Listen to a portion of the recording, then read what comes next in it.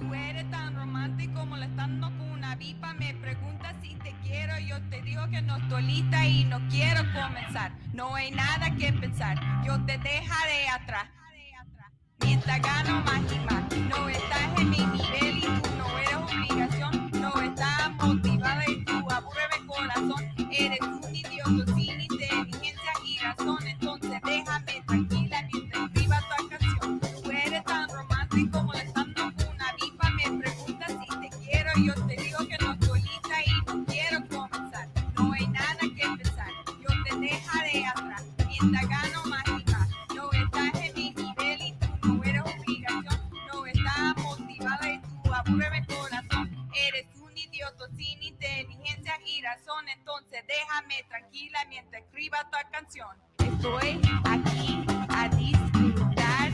Estoy aquí pero quiero gozar. Si quieres a mí pero vamos a bailar. Cintura a cintura, papi, tra, tra, tra. Bailando, gozando y me gusta tomar. Pero no quiero pendejos que no quieren respetar. Déjame pendejo, papi, ya no más. Déjame pendejo, papi, ya no más. Estoy aquí a disfrutar. Estoy aquí, pero quiero gozar. Si quieres a mí, pero vamos a bailar. Cintura a cintura, papi, tra, tra, tra. Bailando, gozando y me gusta tomar. Pero no quiero pendejos que no quieren respetar. Déjame pendejo, papi, ya no más. Déjame pendejo, papi, ya no más.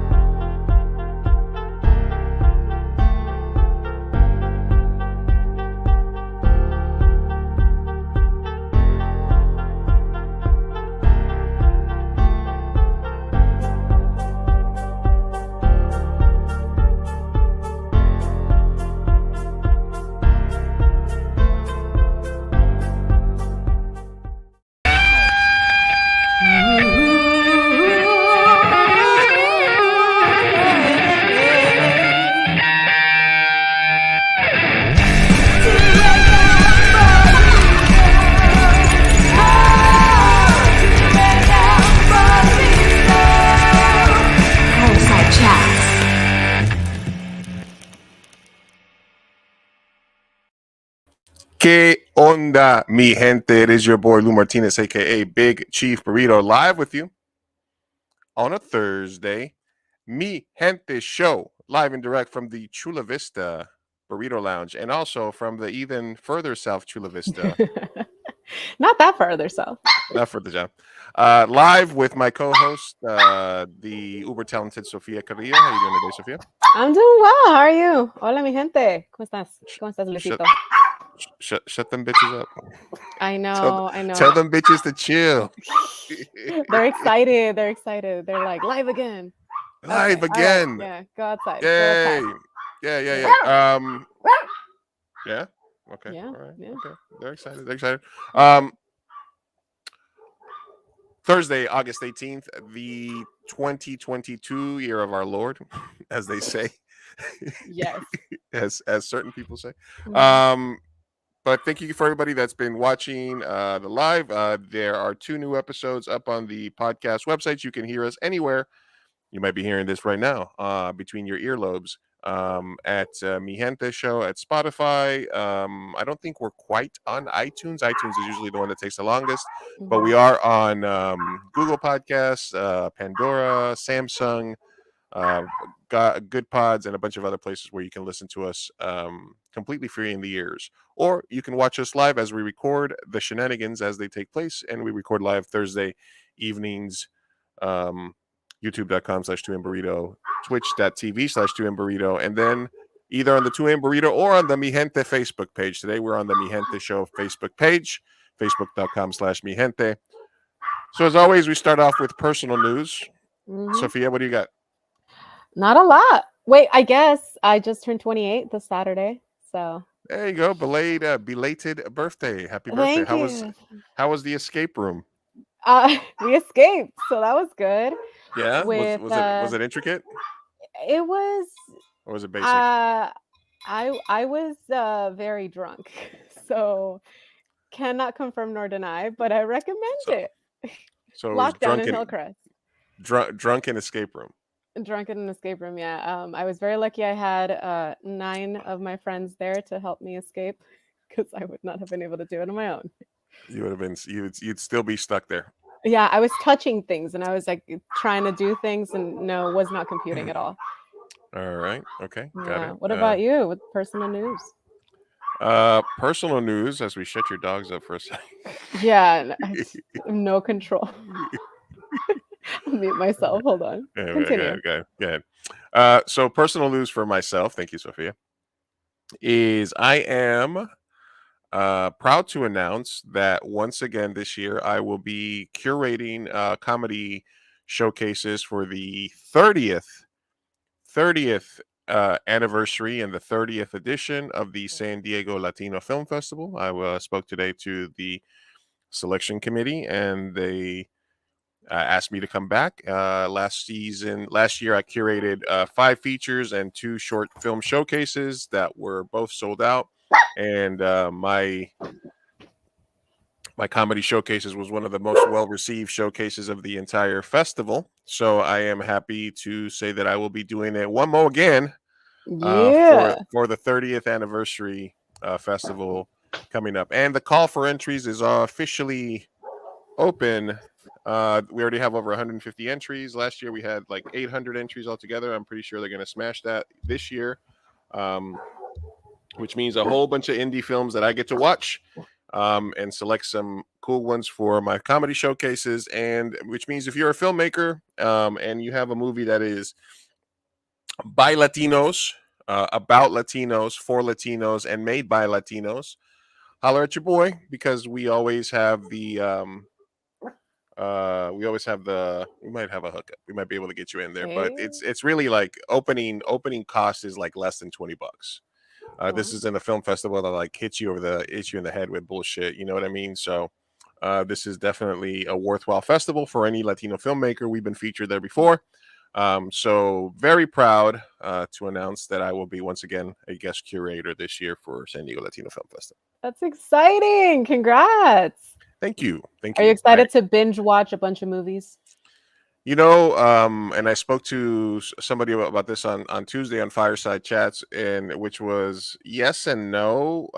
When I first got the offer last year, I was like, great, I get to watch a bunch of movies. And then as soon as I saw how many there were, I was like, fuck, I have to watch a bunch of movies. Mm-hmm. I ended up watching probably like between 80 and 100 total movies last year within like a 3-month period.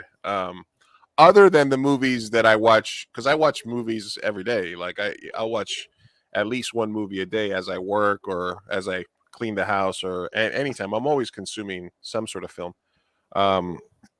So on top of that, I was watching a ton. So this year, since it's officially early, I can sort of get started and hopefully find a bunch of hidden gems, a bunch of cool movies in different places, and hopefully create the Hay que Reírse showcase lives on. Oh, yes. Because comedy is important. Mm-hmm. So thank you again, filmmakers that are watching, if you need help submitting, let me know. I'm always willing to help out. And if you have a comedy that is made for, by, or with Latinos in mind, has Latinos on screen, was written by Latinos, directed or produced by Latinos, or it deals with Latin content, the festival is looking. And 30th edition next year is going to be big, because it is one of the biggest Latino film festivals and film festivals in the U.S. altogether. There's not 10 other festivals that you can name that are more important in the U.S. specifically as it pertains to Latino culture. Mm-hmm. Um, and it's already the 30th anniversary next year. Yeah, 30th anniversary. 30th. Whoa. This is going to be the 30th anniversary. I made a bunch of notes. I gave a bunch of suggestions. Hopefully they'll take some of my ideas. There's a bunch of cool movies that are around their 20th, 29th, 30th year. So I am hoping we can pull some stuff out of our butts and get some big time people there, and sort of, see how we do. See how we do. But I'm excited. So that's my personal news. Oh, that's awesome. Who are you thinking about getting?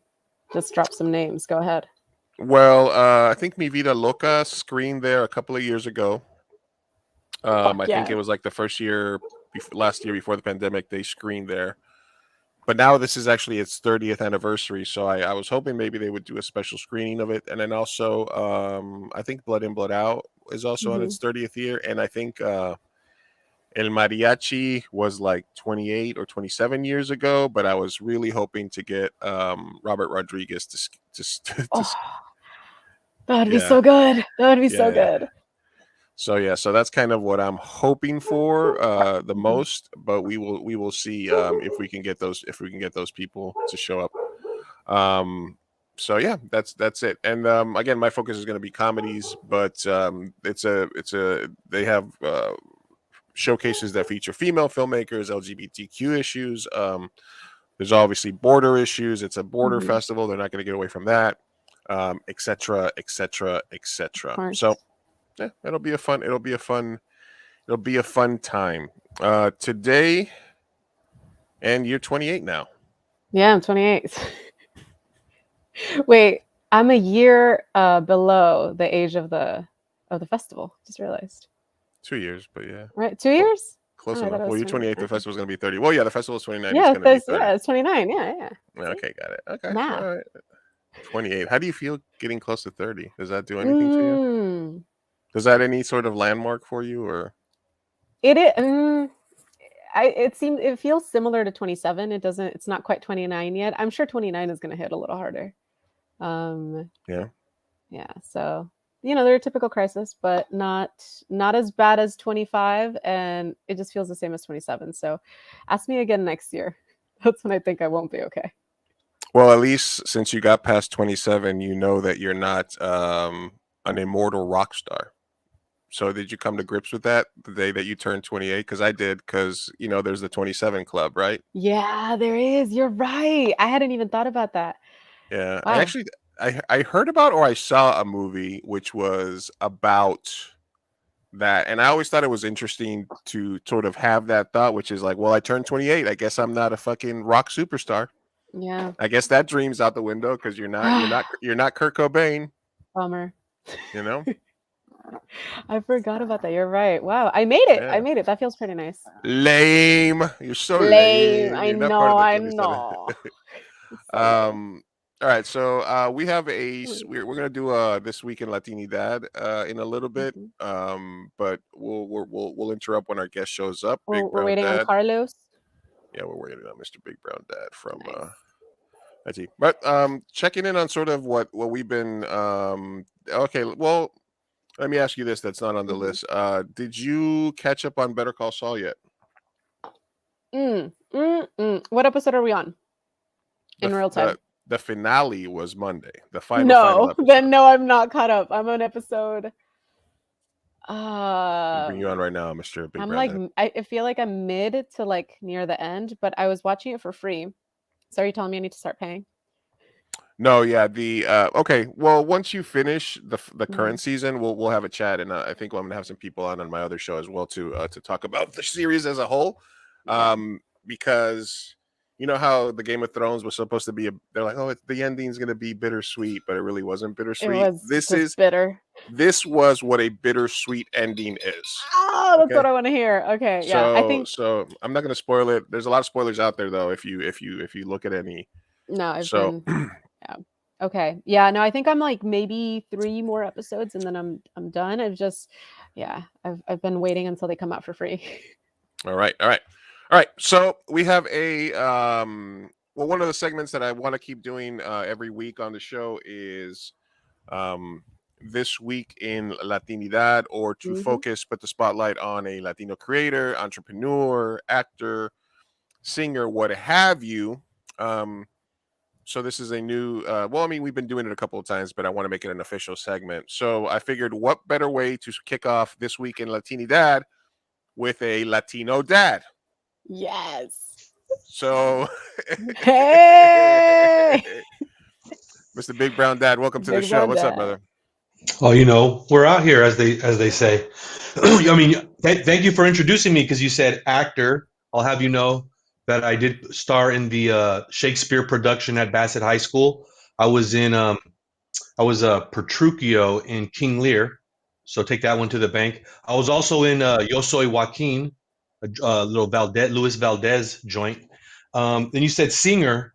You know, in the '90s, every R&B group actually had a rapper. So I thought my way in, because you know you wanted to be like Jodeci at that point. I thought my way in, or even New Edition, where one of the members would just talk. His sole responsibility, shout out Michael Bivins, was just to talk on an R&B song. Mhm. So there, and then entrepreneur. Of course, I've been selling weed since I've been, 17. So we're here. There you go. Thank you. And now you're slinging coffee. Yeah, but I think what I really want to do, Sophia, is get into the business of slanging peanut butter and jelly burritos. I see you have a tortilla cobija. Yes, thank you for noticing. Yes, I got a tortilla blanket for my birthday. Yes. That's right. That's So, what's up. Peanut butter and jelly burritos. Tell me more about that. Wait, where are you from? Where do you live? Chula Vista. Oh, Yeah. so come on, that's like the burrito capital of the world. Hell yeah, And yeah. you guys had, and of course you grew up with peanut butter in your house, right? Mm-hmm. Sounds Jelly? delicious. Sounds delicious. Jelly, yeah. A little bit of hunger, going on. A little bit of drinking. Yeah. Then well, let me ask you this. Wait, a Big Chief burrito. How do you warm up your flour tortillas when you need them hot? I mean, on the stovetop, right? Like You tell me, and I don't know. What do you do? I need to say more. Hit the flame, throw it on there, flip it over. Oh, direct to flame. Direct to flame, yeah, direct to flame. Oh, really? Yeah, because I grew up. We did arepas like that too. We're like in Colombia, but they usually have like a little mini grill that they put on top for the arepas because you have to leave them out longer.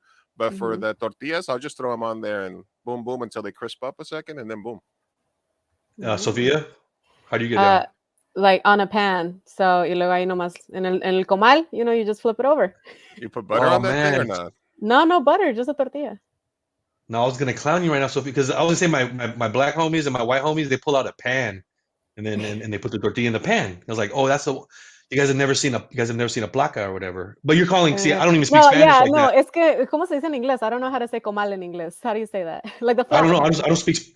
I don't speak Spanish. Oh, so you're talking an actual flat thing, not an actual like a no, not a yeah. It's like the flat one. Yeah. Okay, cool. Because that's what I grew up with in my house. Even though again I don't speak Spanish, I knew what that was.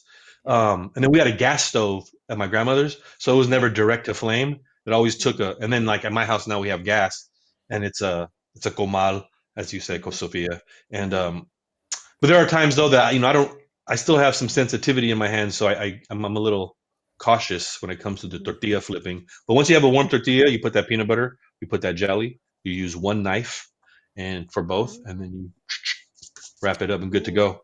My next business idea. You fuck with the 2-in-1 peanut butter and jelly, or separate bottles, This is a good question because my thinking here is, hey guys, if you're trying to save that much time, just throw the fucking croutons in that jar while you're at it, and just give me the bread, peanut butter and jelly, all in one. Scoop it out. Yeah, because here's the other thing. Actually, I've written about this. Believe it or not, the problem with the 2-in-1 peanut butter and jelly is it's straightforward. The jelly, at least at my house, was refrigerated, and the peanut butter was in the whatever the cabinet or whatever, right? Not the pantry. So like it was never clear to me what the peanut butter and jelly combo where that was supposed to live, because if you put it in the fridge, the peanut butter is going to be too hard. And if you put it in the cupboard, I don't know, you're gonna get diarrhea. The jelly could go bad. Yeah, it's probably go bad. Yeah. No, I think you go separate bottles. Although the way you're talking about the peanut butter on the tortilla, it's sort of like a peanut butter jelly sandwich, but make it more like a crepe, because the crepe is all thin, and then the sandwiches gives you a little thicker, As long as you don't, and then you could go the complete other way and do it with like some thick ass Texas toast, but that's just too many. That's too many carbs. That's too. That's true. Yeah. No, I'm thinking like, I mean, you guys have nieces, nephews, kids, or anything like that? You guys have seen these Crustables? Yes. Oh yes. Yeah. Some of my friends have pointed out that just might be a peanut butter and jelly empanada, and like they just didn't tell us. That's Those true. those are great when you remember to thaw them out, but they're also good when you just can't wait and you just say, Yeah. "Fuck it, good enough." How about this? I just only recently learned that Pop Tarts, right? Mhm. Like when as a kid, Pop Tarts always in the toaster, right? And then you go to college and you're like, oh shit, I heard you can eat these just without toasting them or whatever, right? That was illuminating. But then only maybe during the pandemic, one of the good things to come out of it was that I learned that you can actually freeze a Pop Tart and motherfuckers eat them frozen. You know about this? What? No, No. Yeah, read the box. mind Oh blown. shit. And All this is right. something that they're telling you. this, Hey, this is official canon. this is it. I mean, believe it or not, I also learned this during the pandemic. There are some souls out there who've gone their entire lives without eating a Pop Tart from a Pop Tart tree. So we have to be Fresh, right off the mindful. vine, right off the vine. Yeah, We have that's to be true. mindful of some of those folks out there who Dude, aren't as fortunate as us. my friend's wife made us for poker night like a month ago. Made us a homemade Pop Tart that was like a whole pan worth, and Oh it was like wow, a fire! homemade with homemade icing, homemade everything, and it was so flaky. It was like a Pop Tart croissant. It was so effing good. I had to double up on my diabetes medicine, but it was I was gonna but it was. say, Luke. Wait, Sophia, are you like a cinnamon, maple and brown? What is it? They do cinnamon and brown sugar, or are you strawberry? What's in your Pop Tart? My favorite top two flavors are the blueberry and the anything chocolate. So like the s'mores one is really good to me. I've never had either of those. Wow. So good. Those are my favorite. So fruity or savory, but I do like the cinnamon. I'm all about Pop Tarts. I will say though, I was the opposite of you. So my journey was I always ate them cold. Never knew they were supposed to be toasted. It was mind blowing when I found out. Yeah, it was That's opposite. nasty. Cold is kind of cold is like you're camping or something like that, or like. It's like a cookie. It's so good. I don't know. How about this? And I'll send you the picture. Not I won't, but it's true. I do have it. My toaster broke, and so I have a picture of me warming a Pop Tart on a comal at the crib. Oh, that's smart. Okay. You flipping. That's how you burned your hands. Exactly. Like, give me the spatula. This is too close for comfort. Yeah. We're talking Pop Tart preferences on Mi Mhm. Gente Show with Mr. Big Brown Dowd from Mestizo Coffee, and he's been talking to us about his variety of. You're like a Renaissance man over here with all the different music, coffee, advertising, film, acting, hip hop. Do you ever rank them in your own head? Like which ones are your favorite, or are you just like an equal opportunity for all these endeavors you have? Well, I also hold the title for being one of the few Renaissance men who has to look up how to spell Renaissance whenever he wants to use the word. Always fucking up. But the word. Oh, but I do know because I've had to look it up. I do know like the root, right? Like of the word Renaissance is like we know the Latin word, or we know the English word nascent, right? Which has to do with birth, right?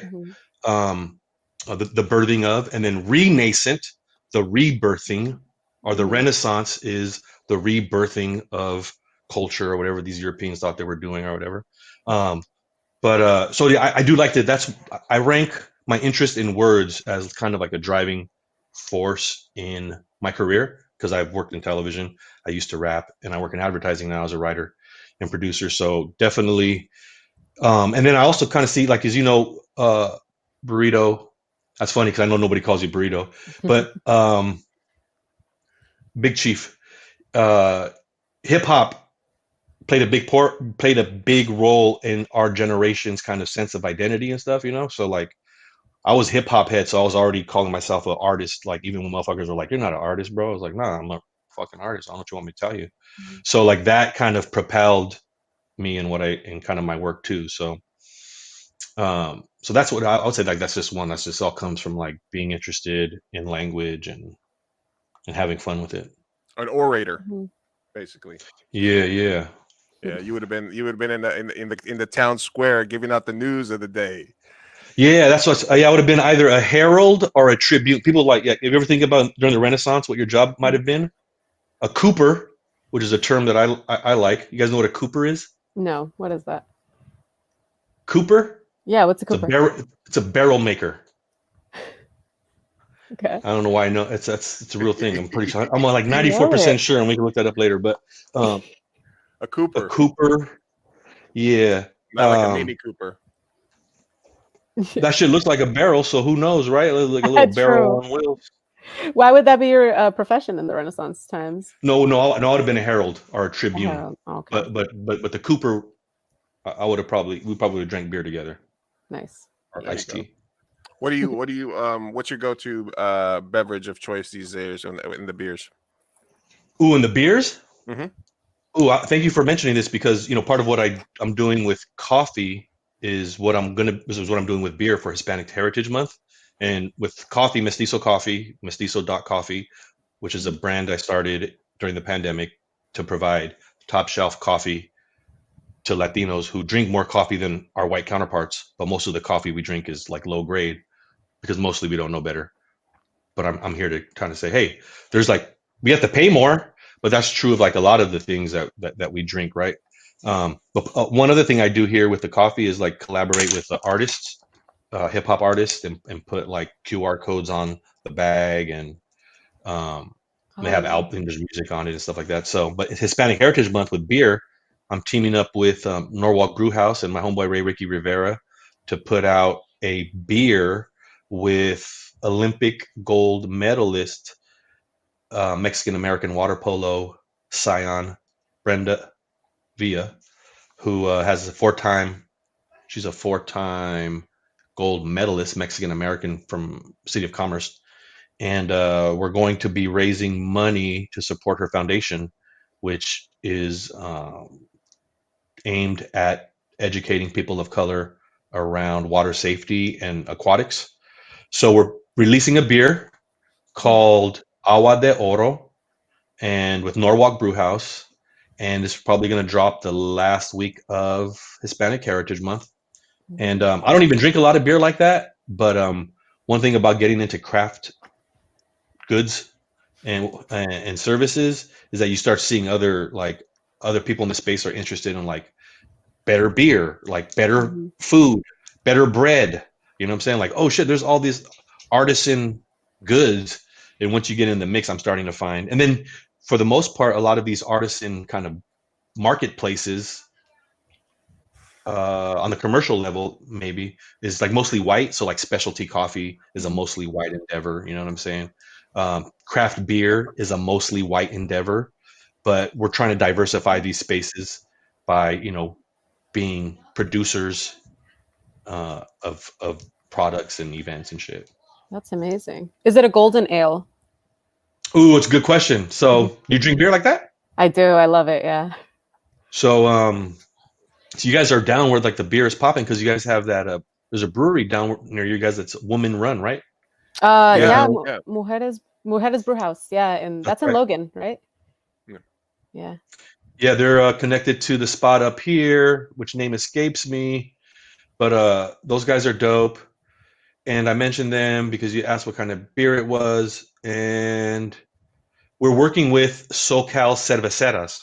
Mm. So the largest Latino homebrew organization in the country is SoCal Cerveceros, and they have a offshoot called SoCal Cerveceras, and two women brewmasters developed the recipe for this agua de oro that we're going to brew on Tuesday, and the recipe includes some lemon notes. Oof, that So, sounds so Ooh. good. but That sounds so good. I forget the kind of beer it is. I want to say Mexican lager, but if Ray, Mhm. we're in the mix right now. I should Mhm. probably know, but I don't with the style of beer Oh exactly. my gosh. Yeah, I want to go to Chismosa on Tuesday. Like I'm invested in this. Yeah, What? we gotta try it Yeah, out live on stream. Hmm. We gotta do the taste test. yeah. Tuesday we'll be in San Pedro at the brewery, like starting the. I've never been a part of like a beer project before, so this is like I don't know what the fuck I'm talking about, but we're going to the brewery and it's going down, and it's going to take like 6 weeks from then for the beer to be finished. And then the last week of Hispanic Heritage Month, we'll have some kind of kickoff. And why does Hispanic Heritage Month start in the middle of the month? I never understood that. Right. Well, that's the that's a lot of Latin American countries celebrate their Independence Day on Yeah. the 16th. Yeah, So yeah. It's a lot of it's like the 18th, the 20th. Yeah, it's a lot of those. We're a lot of the middle of the month independence. Yeah. Hmm. This one is my favorite, just because I had Mr. Big Brown Dad on the Fireside Chats for a little while, and I got this the 421 Colombian, which is what I'm currently on and running out of. Hey, re-up season. It's time for the re-up season. I need Wait, that Sophia, burrito code so I can get a couple bags to give up for Sophia. I need to try this. wait, do you know Dr. Bronner soap? Sophia, Yes. I know of Dr. Brown's, but I don't. Dr. Bronner is like The Trader Brown. Joe's.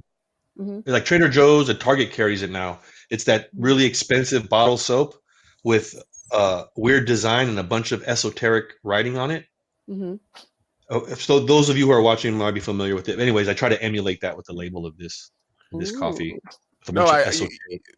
I mean, you put a lot of care in anything, the presentation, the not even just this, but like the other one, like the not the art, but then the rest of the coffee, like this bag, like all this, and then there's QR codes for music on there. Like this is like a real collaboration. And when we spoke the last time, you really put me up on what the shit coffee game is, in terms of like, we take the shitty weed and we roll it into the paper that smells good, and then that we sort of ignore the shitty weed, and then you drink the Starbucks coffee and you put a bunch of but the thing that I love the most, and not just because you're a sponsor of the show, but is that I can't drink a lot of shit coffee anymore because I am diabetic, so I just have to be able to put stevia, a little a little cinnamon, and some cream.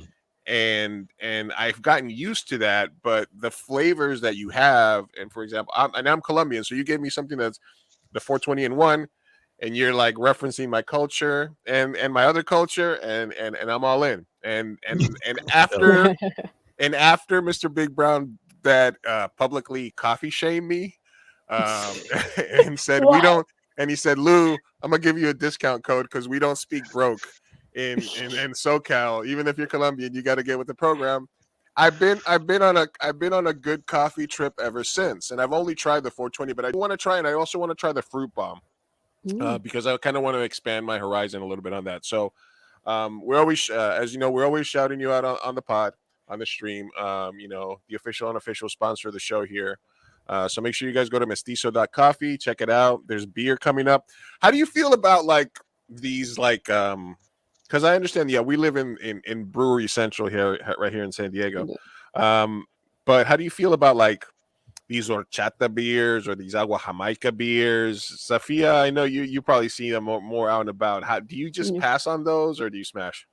I tend to pass on those in general, but I'm willing to always try something new. I like when people get experimental, especially with brews. I try them a lot of like Beer Fest, or like at little outside. You're like, this is the agua Jamaica beer, and blah blah blah blah blah, and you're like, I don't know, stay in your lane. Like either I want something that's gonna get me, and I'm not a big beer person. I like the pale ale, like the 394 or Rolling Rock or something simple. I don't like IPAs at all. How about you, Mr. Big Brown Dad? How do you feel about these? Man, I feel. Oh, I'm down with whatever. Like, I don't think there are any. Like, I don't enter the space with any ideas about what should be, what's right, what's wrong. Don't take our flavors.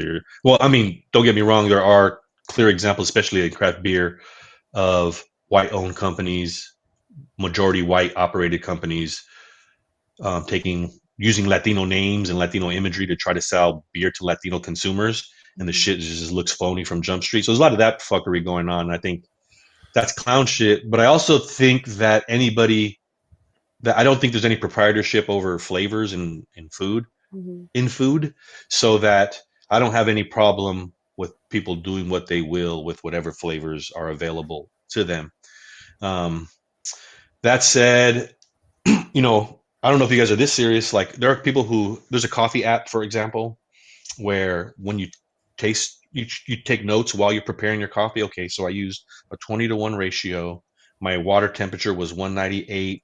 I grounded my coffee to this measure of coarseness, And these are my brew time was 3.5 minutes, and these were the flavor notes that I discerned from this brew today. From tomorrow, and Menudo beer.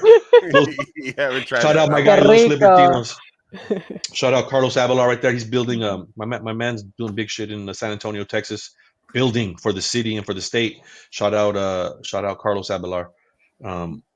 But yeah, beer. Take notes. So yeah, so I'm so ignorant about beer. Like I feel like on Tuesday, for example, I'll definitely be taking notes. Like, what the fuck am I drinking again? And like, how is this different? And what's going on? Because I really don't know. The No, way yeah. you talk about coffee, though, is the way you will be talking about beer in a few months. I guarantee it. Right. Yeah. Yeah. So I think there's like similarities, right? People are interested in like all that kind of stuff. Mm-hmm. Yeah, no, they're two definitely products that lend themselves to like these niche markets. If you know, and then like if people want like sustainable, like friendly, single source origin, all that good stuff, and they're like it's easier to do that with a product like beer, coffee, stuff like that, where you can sort of control the products and where you're getting everything from. We are live on Mi Gente Show. Mr. Big Brown Dad stopping by for this week in Latini Dad, so we had to get a Latino dad. He's got the mestizo cup. He's got the Oh, mestizo. stop. Wait, Huh? Okay. Huh? there you What go. happened? There he goes. What There you go. happened? Product placement all over the There place. you I wanted to touch base with you on a couple of issues, just because I have you on. The things that passed over the last several weeks. Because of your background in hip hop, what was your take on the Tyga, the Cholo appropriation song? Where did you land on that debate? Do you think it's, because I speak to people all day and on different things, and for the most part, Latinos and Mexicans are one of the least offended people. Like they were like, "Hey, aren't you upset that this kid was in brownface and the kid from Transformers was in brownface?" And we're like, "Nah, we're not. No, no. go. Everybody knows a down ass white boy that grew up in the hood. Don't trip. That's not foreign to Yes. us, Or hey, aren't you mad about this brownface?" And like, no, but this Tiger video dropped, and everybody pretty much was like, "Hold up, wait a minute." So where did you fall on it? Even like one step back, I was also able to. I saw the video, and then I saw the discourse online, which was interesting too. Right, those are two different things. Right, it was like the video that dropped people, and then like what would my reaction to the video be, and then the discourse around the video, which involved American Cholo being identified as someone who apparently Tyga had to apologize to symbolically or something like that, and I observed that as well. Thought that was interesting. Is I he like do, and then is he like our Jesse Jackson or something? Is that what's going on? Like, I don't know. I don't know. That was funny to me. But even more interesting to me was Tyga's explanation of what was happening in the video, and that like he was like, "Oh, not what? No, I was playing a character from Eddie Murphy character from whatever the fuck. I don't even know the movie, bro." But he was like, "Yeah, I was like, I don't even know why you guys are tripping." Like he was lost, right? So I thought that was interesting that dude seemed to not really intentionally use stuff he thought might be offensive, because like who would, right? So it just shows just like how ignorant he might be to what could be construed as offensive. But I don't think in the end dude had any ill will, and then for everybody to loke up on such a weak figure in hip hop in that way seemed also comical to me. Like, why are you loking up on like Little Bow Wow style dudes? You know what I'm saying? Like, that's right. weak sauce. So I thought that was kind of weird. And probably the funniest thing, though, and this is not to absolve Tyga, because again, I don't think Tyga had any intention to do anything disrespectful. But he did say things that proved him to be ignorant. The most ignorant thing that I heard him say during the interview on Power 106 with American Cholo was that he wanted to do this song for his Latino fans. Like this was like Latino fans of hip hop need to hear mariachi or whatever the fuck. Like these guys think like when they integrate some kind of quote unquote Latin trope into their music, their Latino fans like it. And I was like, bro, we're fucking more hip hop than fucking hip hop, bro. Like we don't need mariachi music, and that is Right. not our version of hip hop, bro. Our version of hip hop is Tupac. Like fucking Mexican American produced half his music, bro. Get the fuck out of here. Like we don't need to be well, I don't know the term. We don't need to be Appropriating. catered to in that way Oh and yeah, shit. catered Yeah, to, pandered to. Pandered to, yeah. Mhm. No, yeah, I You get. can be pandered-tude. Yeah, like I think that for him, and I think somebody broke it down when the video comes out is like he had done music with Santana and with some other artists before where there was more people in the room. So I think this was just nobody. There wasn't anybody in the room to sort of check him Yeah. while he was doing it. That's kind of Right. more like echo chamber where like if you're talking about like I heard something like artists in like like white artists in the 30s 40s 50s when they were drawing cartoons and they were drawing like racially insensitive or like it was because that's all they've known, that's the stereotypes that they learn, and there was nobody around to tell them no, so they're like, yeah, why wouldn't I draw the black person this way, or why wouldn't I, Right. and so if you're like, oh, I'm gonna put some cholos in this video, it's like, why not just go with what I imagine? And there was stuff in there from Spain, Yeah, Yeah. like dancers. matadores, and Uh-huh. like, so he didn't even get his Mexican right. He was all over the place. Well, these and then it's like, where are all these like civil rights activists in hip hop? Like when like there's been decades long objectification of Latinas in hip hop music videos, bro. Like Hmm. they straight get played as like sexual objects in like a profane ways for almost ever. And no, and where are these heroes? Why are they talking shit about that? Because they're gonna have to look up on 50 Cent, and I don't think 50 Cent is gonna be all apologetic to fucking Joe Blow or whatever. So it's just I just find it comical and mostly. Yeah. Okay. Yeah. I wanted to touch base with you since it kind of intersects with your area, hip hop and whatnot. Want to get your take on it. Today, or over the last couple of weeks, so apparently Luis Guzman is not as enough for the Adams family, Ooh. because obviously he's replacing Raul Julia, who did an excellent job. But if you look at Luis Guzman, a lot of people were saying that it doesn't look like he could get if he could get the girl as the Adams, and Okay. and he actually looks a little bit more like the original Gomez if you go by like that. But Raul Julia is obviously a very suave dude, and he did an incredible job with the part. But I felt a little bit of hate towards the bigger guys because they were like, "No, Luis Guzman, he couldn't get is it Morticia, his Yeah, wife, right? Morticia. Yeah. Yeah, he can't. I'm like, Morticia's is a dime, but hey, man, as a big guy who's always scored above his number, I take offense to that. So big dudes can get action. So I think Luis Guzman as Gomez is actually great casting. So good job on that one. Better than if they would have gotten everybody's favorite asshole Johnny Depp to do it, which is what they originally wanted. Oh Huh. God. No. Well, yeah, obviously it was Tim Burton, so they're like automatically is like, is it going to be Johnny? It's like, he's not even. But then some people were saying that he was too Latino, like they wanted to whitewash the part. Like Raul Julia was just the right amount because he was paler, and it's like, do you realize the motherfucker's name is Gomez, and you don't want a Latino actor to play him? Come on, give us a little break. Give us something. You're not going to give us Fidel Castro. Give us Gomez at least. Yeah, it's hard out here, bro. Hey man, it's all right. So Mestizo Coffee, you got the background in hip hop, and what else do you have going on besides those things? You got the new beer coming out, or are you going to start the process on your new beer? How involved are you going to be in that? Like, are you just watching? Or are you kind of like, are you turnkey like these white people with the tequila brands, or are you getting in the mix? Like are you picking Well, up are you in there smelling the hops? How deep are you in this? well, I did quickly learn that we are in 2022 and automation has taken hold, and a lot of so I was told, for example, on Tuesday that there isn't a lot of manual kind of labor involved in kicking it off. There's, I guess, some shoveling of this or that might take place. But in terms of like, I did also learn during the process that as we discussed what the flavor profile might be, that there's some kind of software that brewers use to input some of these variables, and then it kicks out a recipe, and then you deliver this recipe to the actual and again, I might be using the wrong language, the actual brewery who then, or the brew master, who then executes this formula. So there's a lot of science. I mean, obviously, this is a scientific endeavor, and there's a lot of software, frankly, that's at work Yeah. here to making sure like these recipes get executed right.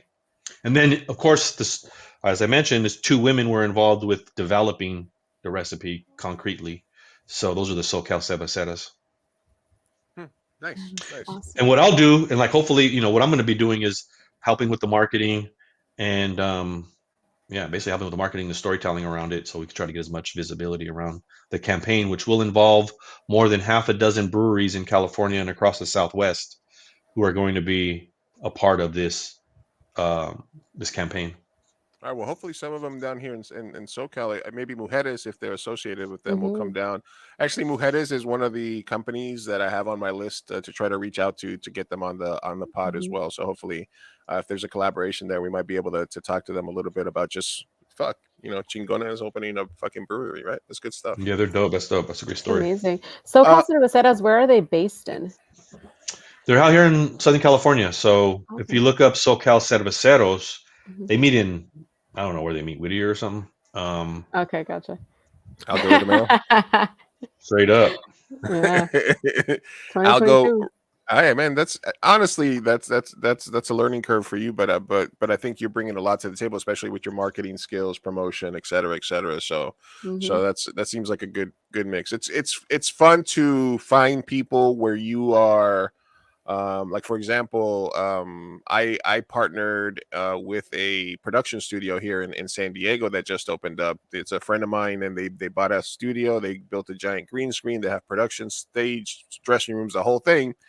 And I sat there and I talked to them, and I was like, "So, how are you guys going to get business?" And he's like, "Well, we were just going to open up the door and sort of hang our shingle and just be like, we're here." And then he's like, "Did you guys hire a salesperson? Do you have sales scripts? Do you have landing pages on your website? Do you have any of these things?" He's like, "No." And I was like, "Okay." I was like, "All right." So now, after 2 conversations with the owners of that place, I'm officially like they're in charge of all their sales and creating their whole sales process, because I have a background in sales for 20 years that I happen to be really good at, but I have no passion for. So at least I got to put it to good use. So long story short, now I'm part of a studio and I'm helping them with that. So it's always good when you meet like-minded people that can see there's something that I'm not great at that you're really good at, and if we put ourselves together, then we're Sure. we can kind of both rise, right? Yeah, and I mean, if we just spend our money amongst each other, we'd be a lot better off. And I think that's part of what I've done recently in terms of thinking about networking, is like, what kind of how might this collaboration advance where we're accelerate and advance our trajectory, and sometimes it means being strategic and and pouring some resources into some of these projects. That's really another thing that's kind of helped me over the last 3 or 4 years, is to look at what I'm doing on a project by project basis, like looking at my work as projects. I have this project. It's probably going to end. It's going to end at some point, and then I'll work on this project with these cool people, and then that'll be done. And then I'll work on this project with these cool people, and then that'll be done. So it's helped me not procrastinate out of fear of like getting into something that's, I feel like, could be a long-term thing. And like, not every creative endeavor needs to be a commitment to be in business forever. You know what I'm saying? It's like, what's some cool shit we can do and get done together, and that's kind of helped me. Something a lot of people don't know about Mr. Big Brown Dad. He's the reason that there's cholo culture in Japan, because he was taking trips out there in the 90s and all of a sudden now in Japan they got like a thriving lowrider culture, and this guy's the reason. Yeah, there's a cool, I think if there's a New York Times documentary showcasing cool cholo culture in Japan. No, sadly, I went out there under different auspices, but I went out there as a gospel rapper, strangely enough, in my previous life. But I want to go back because you know what I did yesterday, actually? Big Chief, is you have an echo? Do you have an Amazon Echo or whatever? Yes. Where you can just say play this or play that. Mhm. I was like, play Japanese hip hop when I was in the shower. I don't know what, something came over me. 2 years ago, my kids got into anime, and then I remember then looking for articles on Japanese hip hop, and then I found some real street shit, and I was like, oh, this is dope. So when I was in the shower, basically saying play Japanese hip hop, it played some cornball shit. I was like, next. But there's some fire Japanese hip hop out there. You just gotta look for it. Gotta dig through the crates. Yeah. Did you ever get into? I know you collaborate with beat production, but did you ever get into beat production yourself? Nah. I'm actually. It probably would have sucked up too much of my time, bro. Like these guys are all fucking. Yeah. I can see the J-Lib behind you as well. Yeah. No, we're. Go ahead. Go ahead. No, go ahead. No, I mean I did come up. There was a time, of course, where like I wish I did know how to make beats because they were so hard to come by. Right. Early on, but now you're just flooded with beats. Like fucking can't go anywhere. Like just the lo-fi hip hop. Like if that was around in like the mid '90s, I would have had like 30 albums out. Instead, it was like, hey, can I get a beat? Okay, how much? Fuck. All right, let me give you half now, and then when I get paid in 2 weeks, let me drive to your house. We're gonna spend 6 hours. We have 6 hours, right? Because it's gonna take 6 hours to make this fucking beat, and only half of it. And I'm gonna write my raps. So it was like a nightmare back then, bro. So now beats are falling out of the fucking sky. That's true. Everyone's a SoundCloud rapper nowadays. Yeah, that's it. That's it. When you post something and it's like and it goes viral, you're like, hey, here's my SoundCloud, by the way. That's funny. I love those tweets where people are like, I don't have a SoundCloud, but here's my homies. Like I need to promote something on this bitch. All right, guys, we're live. Go ahead. Oh no, I was gonna ask you guys, what has been your most viral tweet? Sophia? I don't tweet a lot, so that's why I'm like, I don't know. But so then, even considering you don't tweet a lot, what has resonated? Like, what got you some pop on there? Like, what'd you tweet about? Honestly, like I'm very new to Twitter. I started maybe like a year ago really using it, and I rarely use it, so nothing. Yeah, maybe she was busy getting a master's or something. I was getting a degree. Okay. Yeah. There you go. Yeah. And what? In psychology, so I have a master's of science in psychology with an emphasis in applied behavioral analysis. Hey. That was a mouthful. I'm sorry.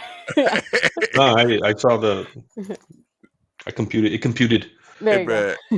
I think mine was either something stupid like sports related. No, actually, or I don't know. Honestly, I think I think it was nothing too interesting. I don't think. I don't know. I don't think I hit too hard on there sometimes.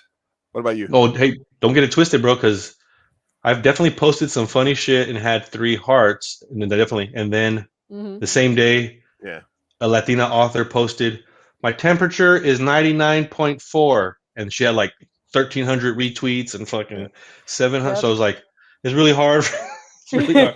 But I can tell you my most popular video tweet, and I don't know how you're gonna feel about this, Big Chief. I forget where you land on this.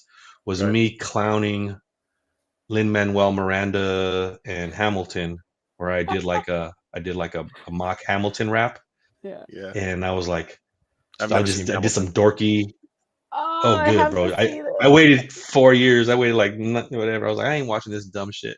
But I clowned it, and that shit caught fire, bro. People were retweeting it for some reason. No, you haven't seen it? No, I haven't. Did you pin it? Because I need to see this. No, not my video. Have you seen? You've seen Hamilton though. Yes. Have you seen Hamilton? Yes. But you haven't seen Hamilton. No. Well, I grew up in New York, and I grew up a lot around the theater, and I was a theater kid. But I was a chameleon, so I hung out with like the homeboys and like the taggers and like. But I also hung out with theater kids and like the student government kids. I was all over the place. But so I was a theater kid, but I wasn't that big of a theater kid. So I see some shit like that. And I'm just like, oh my God, you're gonna rap the whole time. And I'm like, this is so fucking. And I'm the same kid that sat at like front row of like Cyrano de Bergerac or like all these other. I went to Rent like 4 times in the 90s. Yes. But so I'm kind of like, it's weird where I think something is corny or not. So Hamilton, I was just like, It's like it's something to say that you like, but you don't really like. Even the people that say they love it, maybe they don't like it that much. Really, Right. you No, I know. was like, Hamilton is rap for people who hate rap, and history for people who hate books. There you So go. Pretty much. Yeah, that's yeah. that's basically it for me. I'd rather binge watch Drunk History than Mhm. Hey, Hamilton. Honestly. All right, los. Thanks for stopping by, los Libertinos. I saw you also follow me, Big Brown. What's going to be the Ooh, that's alcohol a content of the brew? great want me to look question. it up? I can bring up that fucking algorithmic fucking thing. I'll Yeah, have to look yeah, at my email, but yeah, yeah. I Let think us it's in know. the fives or six. It's low. It's supposed That's to good. be introduce drinkers of like non-craft beer who will presumably be this audience to craft beer, so it's not going to be too crazy. It's the same thing like same thing is true with beer as is true with coffee, which is most Latinos who consume commercial versions of those drinks, Mhm. industrial grade, low quality. And so it's like folks who are operating in this space like Norwalk Brew House and what I'm doing with Mestizo are saying, hey guys, there's better shit. Yes, it costs more, but you already pay money for good mezcal, for good weed, for good sneakers. Why not pay good money for good coffee? Yeah. You can't wrap everything in a cotton candy flavored blunt wrap. No, absolutely. And I will admit though that even though I am now of the top shelf, because I drink 1 cup a day, so it's not like I need like 8 cups a day where it's going to drive me broke. It's Sure. worth it. But I still do put it in the disposable, not the disposable, but the reusable Keurig Oh, cups. well, you do? You do? Yeah, and I and today I put some ice in it. So I What? Oh, how about this, I drank the bro? coffee, but I haven't taken that next step. I'm just being honest with you, and I What? love it. So how much Wait, do more? you have a coffee grinder at your house? Do you have a grinder? Yeah. I do. Yeah, I have a coffee grinder. I have a coffee grinder. Okay. Do you have a gooseneck kettle? I don't know what that is. It's the kettle that has like the neck of the stem of the kettle is like I have no it's long. kettles. I have no No kettles. kettles. No, I don't. Yeah, Bro, I let me don't know when know. you're buy a kettle. Oh, I'm gonna Yeah. send you a link. This is how I You were know. about to were you about to say pour over coffee? Is that what you were getting at? Yeah, I'm about to send them I've sent a handful of my customers Mhm. who fuck with the brand, but I know they're drinking it in a shitty way. I'm like, we Yeah. have to stop all this, bro. Like, I'm gonna buy you the Like pour over kit. I'm drinking the coffee, but I'm just letting you know that I have it ready. I get up in the morning, I press the button, and then it's done. Okay, I but this is what I'm understand. saying though, bro. I'm Whoa. gonna send you I'm gonna send you a link to a kettle because if you don't have the kettle, then the game's fucked up. If you buy the kettle, I'll buy the pour over kit for you and send it to you so that you Yeah. can drink coffee. It is a little bit better Okay. because like I'm not even talking about the scale yet, bro. Yeah. Mm. Oh, you probably Okay. already have a scale. You Yeah, already have yeah, a yeah. scale. I Yeah. might okay. Yeah, Yeah. scales bonus. I have Yeah. like 3 pour over things. I'll give you one. Lou. Okay. Okay. That's All right. save me 25 Yeah, bucks. there you go. All Right. What's right. the Yeah. I'm down. I'm down to try it. Yeah. There you Yeah, go. we all should be drinking better. All Mhm. right. So I want to thank Mr. Big Brown Dad. I have one last bit for you. If you got like 2 more minutes with you, I want to do a little quick bit with you. But I want to remind everybody again. Um, where did I put that? All right, here we go. Sorry. That go to mestizo.coffee. Mhm. It is a local Mexican owned company here, Southern California, LA. And then, they're fucking with people from the area, from the culture, whether that's, coffees from Colombia, hip hop artists from the area, breweries in the area. So again, Mi Gente Show, and I had you on Fireside Chat. You're a sponsor there, but Mi Gente Show is kind of like a really good home for it as well, because we're all about reacting to news and culture from a Latinx perspective. So obviously, this is something, and it's two Latinos and a microphone. We both drink coffee, so it's Love it. definitely. I'm definitely want to try. I'm definitely. I need to re up on the 420 and one, and I might try the fruit bomb again, because those are my favorite. But there's a lot of cool stuff on there. Like I said, Big Brown Dad is collaborating with everybody. Let me He's gonna put you have up on their game. Let me put you in your. Let me save some money for you and your audience. And that is because if you buy those collaboration roasts, you might have noticed that bag was 33 and a third for you record playing lovers. Um, and that is because there's music on the bag. But if you become a subscriber, it's called like a Mestizo monthly subscription. You get 2 bags of coffee per month for $40. But whenever we have collaborations, those collaboration bags come along with your subscription. So you'll get that $33 bag plus another bag for that Nice. $40. So, which is why I'd recommend anybody listening consider becoming a subscriber, where you get 2 bags of coffee per month for $40, and the retail value of that coffee exceeds $40. But I'm not making a lot of money on this, but I'm trying to get everybody stuck off that good shit. Yeah. So Get them hooked. Get them hooked. Get them hooked. Get them hooked. All right, we're gonna move off some other stuff, but before I let you go, Mr. Big Brown Dad, as is my custom with all my guests, I like to do something a little bit that I like to call, and you've been through this before, the bracket bit. All right, boys and girls, you know what that sound means. It's time for bracket bit. Bracket bit. Bracket bit. Whoa, whoa, whoa, whoa. Bracket bit. Bracket bit. Whoa, whoa, whoa, whoa, whoa. Fireside chats. Through the gauntlet before, Big Brown Dad, previously on the episode. I forgot what we talked about, but you know about rapping, you know about hip hop, and you also apparently know about acting. So today's bracket is going to be best rapper actor. Oh. Are you ready? Okay. let's go. All right. This is the best rapper actor. All right. In this first round, we got Tupac or Common. Damn. Tupac. And if you want to expand on any of these, Yeah, you know, I've actually I was a big Common fan, and what happened after like Water for Chocolate, every album got worse, and every time I see him pop up in a TV show, I'm like, that's why. So I don't like seeing Common, because every time he's acting, that means he's not perfecting his rhymes. he became more of a celebrity than an actual artist at some point. You know, he peaked on he peaked with Dilla, I think. So far to go is a classic. All right, Tupac moves on. All right, Most Def or Busta Rhymes? I'm going Most Def. Busta Rhymes, he just looks like he's gonna scream at any moment. Most Def has definitely more range. More range, that's what it is. Yes. Dr. Dre or Eve? Ooh. I think that's Pitbull Eve all day. Or the Doctor? The Eve, yeah.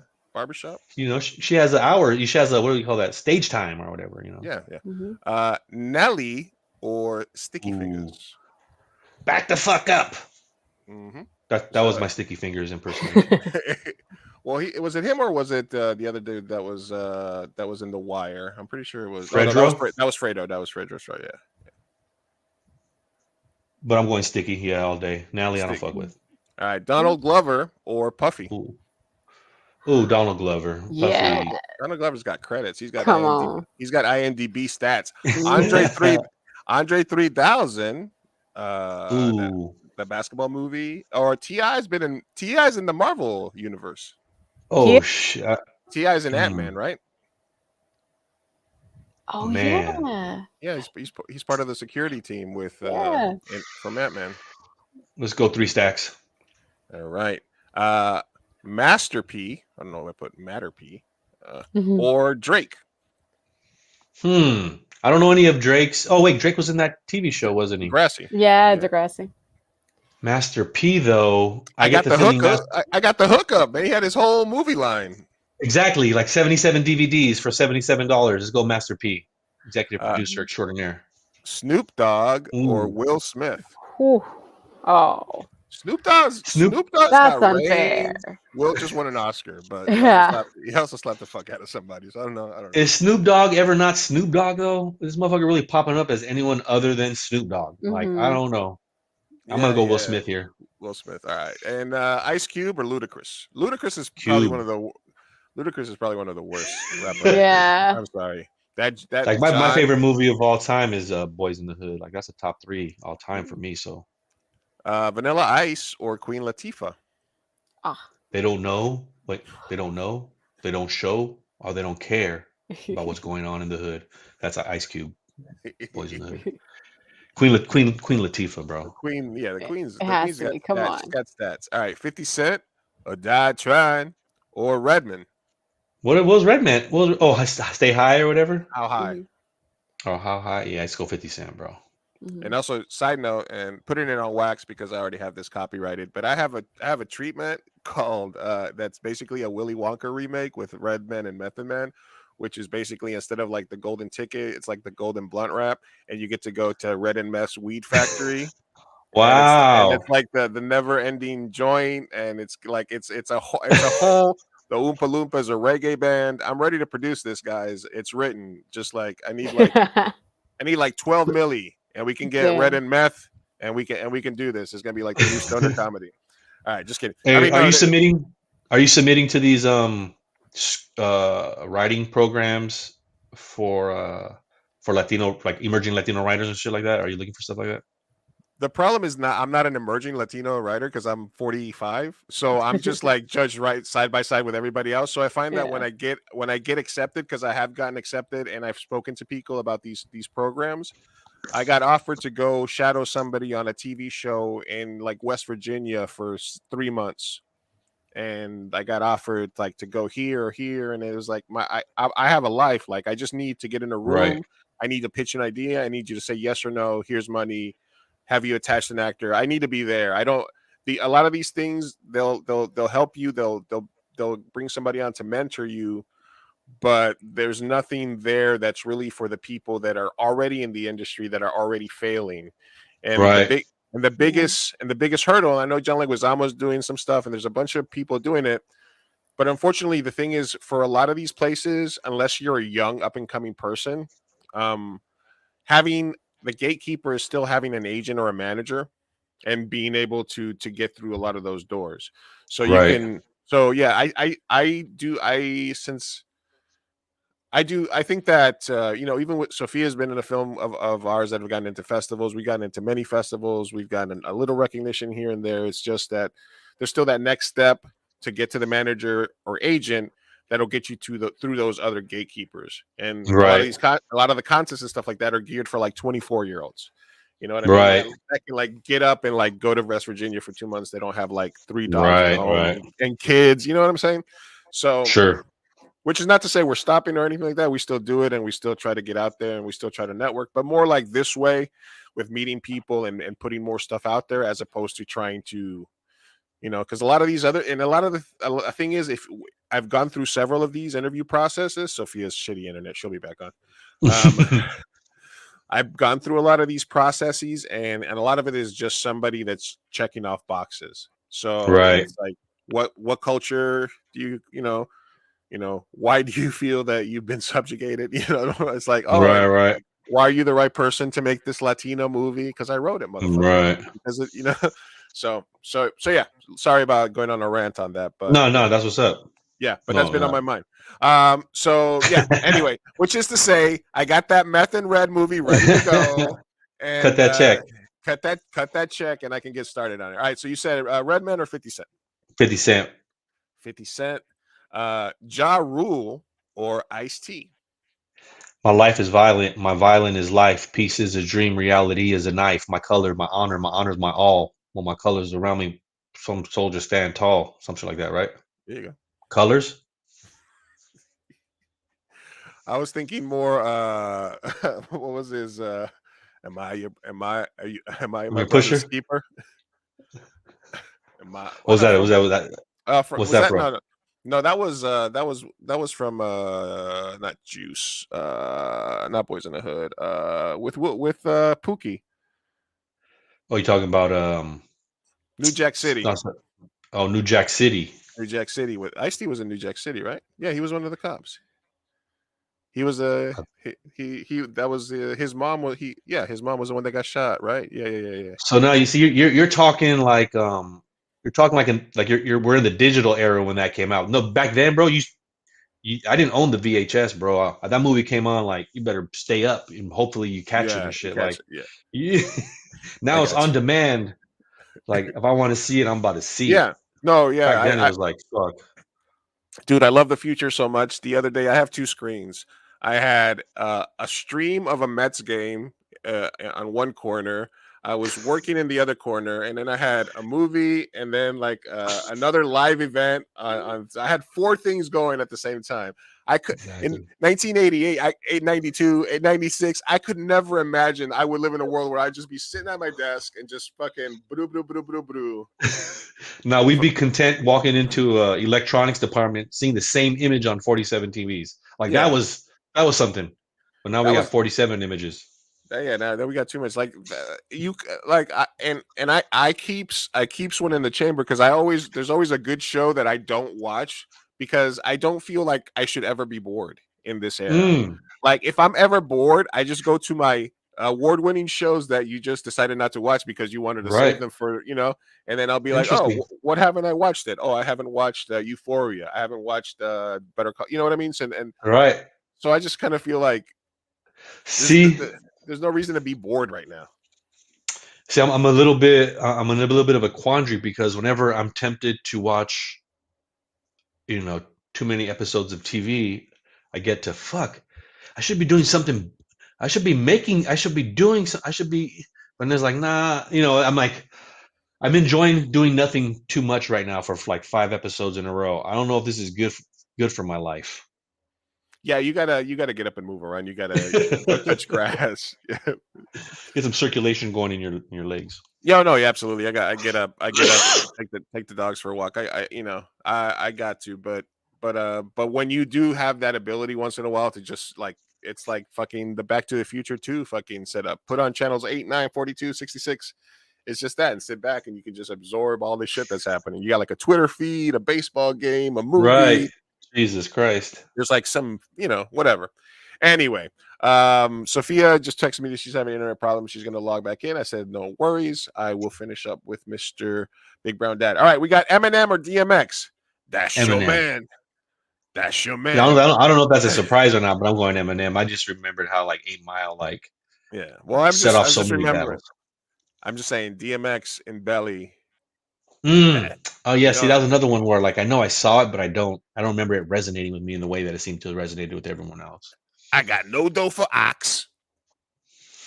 Brandy or Bow Wow. Fuck Bow Wow. All right. Brandy's not much better. I think she rear-ended somebody and killed them or some weirdo shit. Did But she? okay, Oh yeah. LL Cool J or Fredo Starr. let's go. Oh, Now, I love Nas more than anything because he's from Queens and he's like my number one rapper, but he is the worst actor of any rapper. If we were doing the reverse bracket, Nas would win as the worst. oh, reverse bracket. Yeah, let's go Method Man. Africa. I seen it. Yeah, Method Man from The Wire, a bunch of other movies. He's a beast. All right, Method Man and LL Let's go Method Man. and Eminem or Brandy. Eminem. Ice-T or 50. Ice-T. Ice Ooh. Cube or the Queen. Ice Cube. Will Smith or Master P. Will Smith. Donald Glover. All right. Eve or Snooki? Let's go Eve and Tupac. All right. Even Tupac. And that's Tupac. Will Smith. Jada's really knows what's happening here. That's the Jada bracket. That's the All right, Jada bracket. The ice bracket. The ice bracket. Ice Cube or Ice-T. Damn it, bro! I'm gonna have to go with Wait, do you take points off for like? Are we there yet? Do you subtract like from like at the end of De Niro? Damn, and yeah, Pacino's Friday too. Damn, Friday. nah, bro. I think he could have went to bed with Boys in the Hood, bro. But he said, "Fuck it, let's keep it Boys in the rocking." I'm going with Hood. Ice Cube. Yeah, I'm sorry, man. Ice-T has a good TV career, but Ice Cube's has been all over the place. All right, I think Let's see, Method Man. Method Man. And Ice that's Cube. Cube and Will Smith. Will Smith takes out Tupac. We're down. Okay. You think Tupac would have won an Oscar?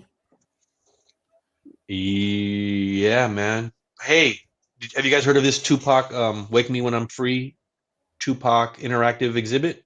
No, that sounds good. Where's that at? It's in downtown. It's probably going to be a roving exhibition, but it was in LA for probably 5 or 6 months. It's Damn. Have you ever been to one of these new interactive museum experiences? I went to the Van Gogh one. See, that's dope. Ooh. I didn't. I've seen the Van Gogh one online. It shit looks crazy, and it looks a Yeah. lot like the Frida Kahlo experience, which is also like a lot of projected imagery or whatever. This isn't exactly projected imagery, but it is multisensory, and they do have a bunch of. It's a huge space, and they have a bunch of. Well, I wasn't ready for this. They have a bunch of archival material from Tupac's life, the Really? clothes he wore during music Oh. videos, a bunch of his journal pages, uh, really dope installations with video from different interviews. So it basically tells the story of his life. Um, Fucking amazing, bro. Like I'm not even a Tupac stan like that, but I was in there with someone my age. Like I was in there moving along with a group with people my age, and like there are moments where dudes were like tearing up and shit, bro. So All right, Tupac, I got a Tupac's crazy. controversial Tupac take here. Ooh. Do tell. All right. Low key, His Tupac face. and Tekashi have similar sort of career arcs. Both of them were like hanging out with a gang that they weren't really with, and started to act tough because of that. Tupac was a theater kid. Tekashi was just some kid that from the hood. He was nothing. He was like trying to do videos and stuff. Tupac was a theater kid who had talent, who was like fucking five tools, you know. He gets big, he gets with fucking Suge. All of a sudden he's got the whole crew behind him, and he starts acting tougher than he is. He's fucking beating up fools, acting like he's the thug. Tekashi out there saying, I really kill motherfuckers, blah, blah, blah, this and that, waving flags and shit. All I'm saying, you know what I'm saying? You give if you retro that for the Tupac, because I love Tupac, but that you said there are some Tupacs that, and I love Tupac, and I think he would have won an Oscar. Even if it wasn't from acting, he would have won an Oscar for like producing something or for the documentary, like Kobe. You know what I mean? So I love Tupac, but you do have to say he was like the Tekashi of that time. He didn't snitch or nothing, but what I'm saying is that like in those aspects where he started thinking, he started believing that he was who he was. I mean, he did time and everything, but yeah. Anyway, that's my controversy. Yeah. Have you? I mean, shit. I don't know how closely you've like followed the whole Biggie Tupac. Like I didn't watch any of those. Maybe I saw glimpses of some documentaries, some TV series, but Horrible. the last year online with a YouTube channel called Art of Dialogue, we've had more details surrounding the murder of Tupac and Biggie. Straight, what do they call that? Dry snitched? Is that what that is? Dry snitch when you give them information no one asks you to? Yeah. Like these motherfuckers are dry snitching on themselves, bro. Like people who were in the car. These like it's all out. It's like there's no mystery now, bro. We know who did what because these motherfuckers. There's dudes out there recording. They see somebody on the street. They record when their homie's driving and runs the dude over in his car. Yep. And then they post it online and say, "Yes, share, yes." No, there's this is the era of the self snitch. This is like, well, yeah. No, but I'm saying these dudes are telling stories about what happened the night Tupac and Biggie got killed, like the details. Like one of the guys who was in the car when they shot Tupac. right. Like if you want to hear that story from the guy who was in the car, it's on YouTube right now, bro. Okay. Like Yeah, fuck. People like to talk, man. I mean, Yeah. shit. All right. Well, it's Will Smith who won an Oscar, or Ice Cube who's got a legendarily movie career. Even the movie with Will Hart was pretty good. He did obviously the Friday franchise, Boys in the Hood, like you said. I mean, it was just Boys in the Hood versus Fresh Prince. But Will Smith also has but here's the other part. How it's best rapper actor. So do you take points away from Will Smith? Gotta be both. You know what I mean? So Will Smith got the Oscar, Ice Cube's got the rap. He doesn't. He doesn't rock. He doesn't bang. He rocks the good rhymes. What was the okay? Take your emotions out of this in some ways, because we have to say like who had the most severe diss in entertainment history? Was it No Vaseline or was it the slap heard around the world? Which was more disrespectful, No Vaseline or the slap heard around the world? No Vaseline was more disrespectful. That's hard. That's I fucking actually hard. I was talking to this about a Tupac stand the other day, and he said "Hit 'Em Up" was better than No Vaseline or Ether, and I said no. I said no because "Hit 'Em Up" was already a thing that you do, but Ether became a verb. Sure. When you burn somebody on wax, you ether them. You know what I That's mean? true. This is true. So that's so I said right there, he's like, no, I love Tupac too much. It's got to Hit be him him. up though. Oh, wait, hit him up though. I think what's tricky about hit him up is that the most severe disses are not even rhymed. They're not even rhymed. They're just he's just talking shit at the end of Yeah, the record. Like yeah, so, yeah. it's like almost not even a song. Almost not even a Yeah. song. Don't you got sickle cell? Oh, that was on. And then That also was hit on him up another is song. diluted by the terrible Outlaws verses on hit him up. Yeah, that's the So other thing. Yeah, but Ethers is just bars after bars of just fucking violation. You know, and No Vaseline is the same. You know, yeah. I think it's Ether for me, No Vaseline, and then like Real Motherfucking G's. And Yeah. Motherfuck Dre, motherfuck me, motherfuck Ice Cube. That one? yeah, because I think it's better than the Nah, Dre and Snoop. This, I mean, bitch and you, bro. yeah, How about the bitch and you, Common, dissing Cube? true. That Uh, was those were bars. and even though it was Nas, Super Ugly is not bad, Mhm. you know, Right. for Jay-Z. And when Nas came back at 50, that was when he was like dedicated to the Fuck Nas coalition. That was I also don't know if you know that one. no, it's yeah, it's Nas dissing. It was after 50 did Candy Shop or whatever when he was dissing Nas, and Okay. he came back, and at the beginning, I always say he's like dedicated to the Fuck Nas coalition, and then he goes at 50 pretty hard. All right, but yeah, so all of those factors: Oscar, career, is he a rapper? Did Nas write Miami? I think he did for $1 million. What do you got? Will Smith or Ice Cube? West. Although I'm a Philadelphia Eagles fan, mind you, I'm going West Coast to the most. Ice Cube. Ice Cube takes it down as one should. Yeah. All right, brother. Like I said, I appreciate you coming on. As Hey, soon no as I shit. Thanks said, for having me. yeah, as soon as I said we want to have Thank a you Latino dad, for let's go with a Latino dad and have you on. Sophia is still in and out here with her Walmart internet, but Mr. Big Brown Dad, I'm sure we'll talk again soon, man. Indeed, man. Good looking out. All right, brother. Have a good rest of your day. Peace. Peace out. Thank you.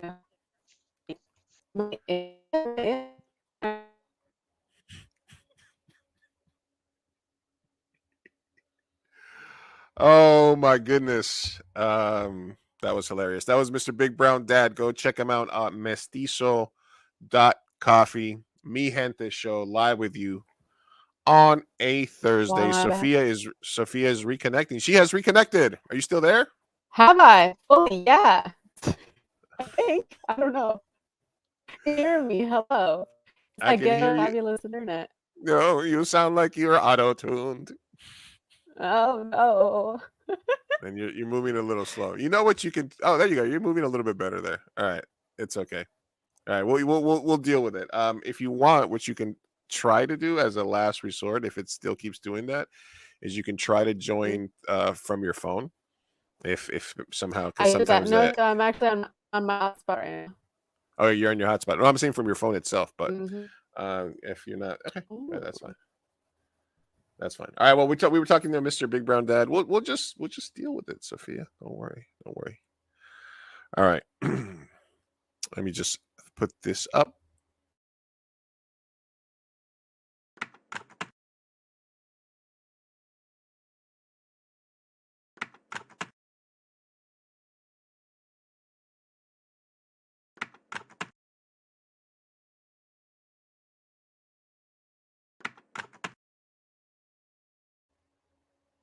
All right. Here we are. Okay, I think I'm back. You think you're back? No. Am I? Tell me. I Yes. mean, Yes. do you feel how do you hear me? Do I sound choppy or anything like that, or do you hear me okay? No, you sound good right now. What about me? Okay. All right, it's clearing up a little Okay. bit. It's clearing up. Okay. All right. I Okay. think. Okay. Okay. Okay. All right. So moving on to that was Big Brown Dad. Thank you for stopping by. I will quickly go through these stories, but I think that we should probably just jump right into our red pill stuff, if that's cool Mhm. with you. Because we can. Yeah. Is there a delay on this? Oh, You are a little. Are you? yeah. Are you? Are you delayed? I think I am.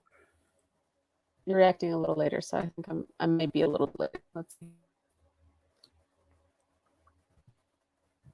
Let me just timestamp this so I can cut Cut it out. it out of the podcast. Yeah. Hey, wait a minute. Hmm. I think you might be back. Sweet. Okay. Cool. I can hear you better. Okay. Anyway, I can hear you. Okay. Okay. All right. All right. Let's knock some of these out. Tell me if you want to save these for later, or if you want to knock these out. Okay. And then we'll just. Okay. There's Sounds only a good. couple of. All right. Will Smith breaks silence on Oscar slap. Apologizes. Did we already kind of cover this or anything? Did you have anything to add on this or? Not really. I mean, it, Bad. I think until Chris Rock says some, there's not much to say. Great, he apologized. Yeah. Moving on. All right. Yeah. Zoe Kravitz shares a few words on her internet maligned Oscar slap. It's scary time to have an opinion. The actor laments.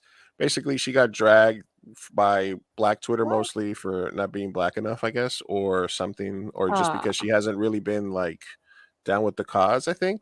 And Mhm. they were just kind of brought up a bunch of stuff about her.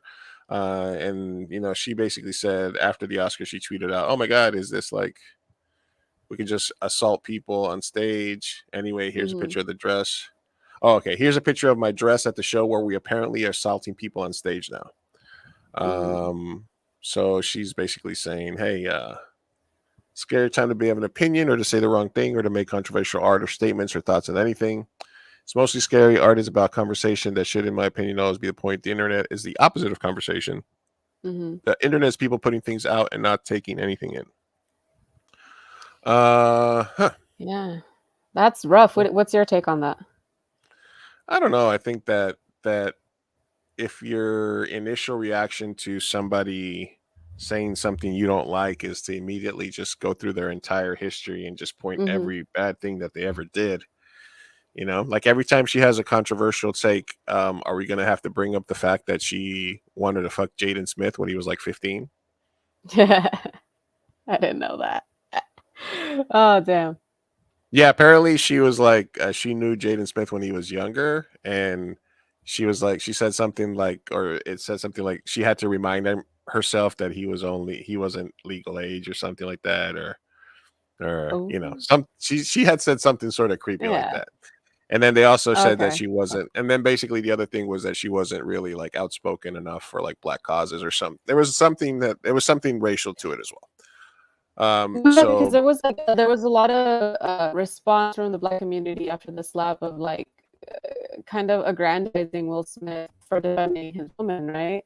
Like that was essentially partially a lot of people's takes, and so I think that I can see why, if you hold that take, you would be against I would take of just like seeing it as assault. But at the end of the day, yeah, I agree with you. Like, why bringing up people's past when they all have it? Like it's not. I don't know. It's not helpful at all, in my opinion. And also, you're not help. that's a normal take. That was assault. Like, I'm sorry. All right, here's another story that just came out. All right, so white girl went missing. I don't know. It's been all over the news. There Oh, was a poor little white girl. Poor little white girl top went girl, missing. I think. Yeah. Yeah, and she was at a party or she was at a festival, and they haven't found her yet. So blah blah. Massive search. I mean, it happened. Where but this couple went missing after a Hot August Night show in Reno, Nevada. As you can see, they're Latinos, and they were just found dead. So not necessarily that this is a story one way or the other about that, but just the fact, just another pointing out that that they got found down an embankment somewhere, and they've been missing the same amount of time as the white girl. But for Mhm. some reason, obviously, the news loves a missing white girl. They just eat it up. And as we say that, Sophia goes missing.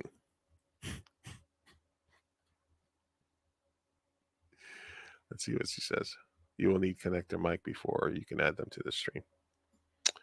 All right. We are waiting for Sophia. What is up, everybody? We had Mr. Big Brown Dad on. He talked about Mestizo Coffee, his company, his life as an entrepreneur, etc., and his new endeavor where he's going to be doing some beer. And we have been having some technical issues here with Sophia as she is trying to reconnect. And we will try to hang on as long as possible. If not, we won't. All right, let's catch up on what else we got going on here.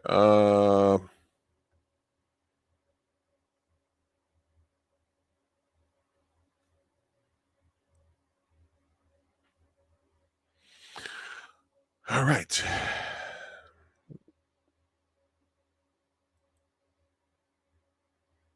Reminder that you can listen to Mi Gente Show. And trust me, if you're listening, we cut a bunch of stuff out because Sophia's shitty internet strikes again. You can catch other episodes. There she is. Like, why did they cancel Batgirl? And what is Latinidad? And you can listen to them on Spotify or anywhere that you get your podcasts by searching for Mi Gente Show. Sophia. Hello, hello. Yeah. Hey, there you are. Are you back? Hello? I think. Okay. God damn. Technical difficulties. My bad. My bad, people. I'm sorry. Am I back or am I still delayed? Hello? No, you're good.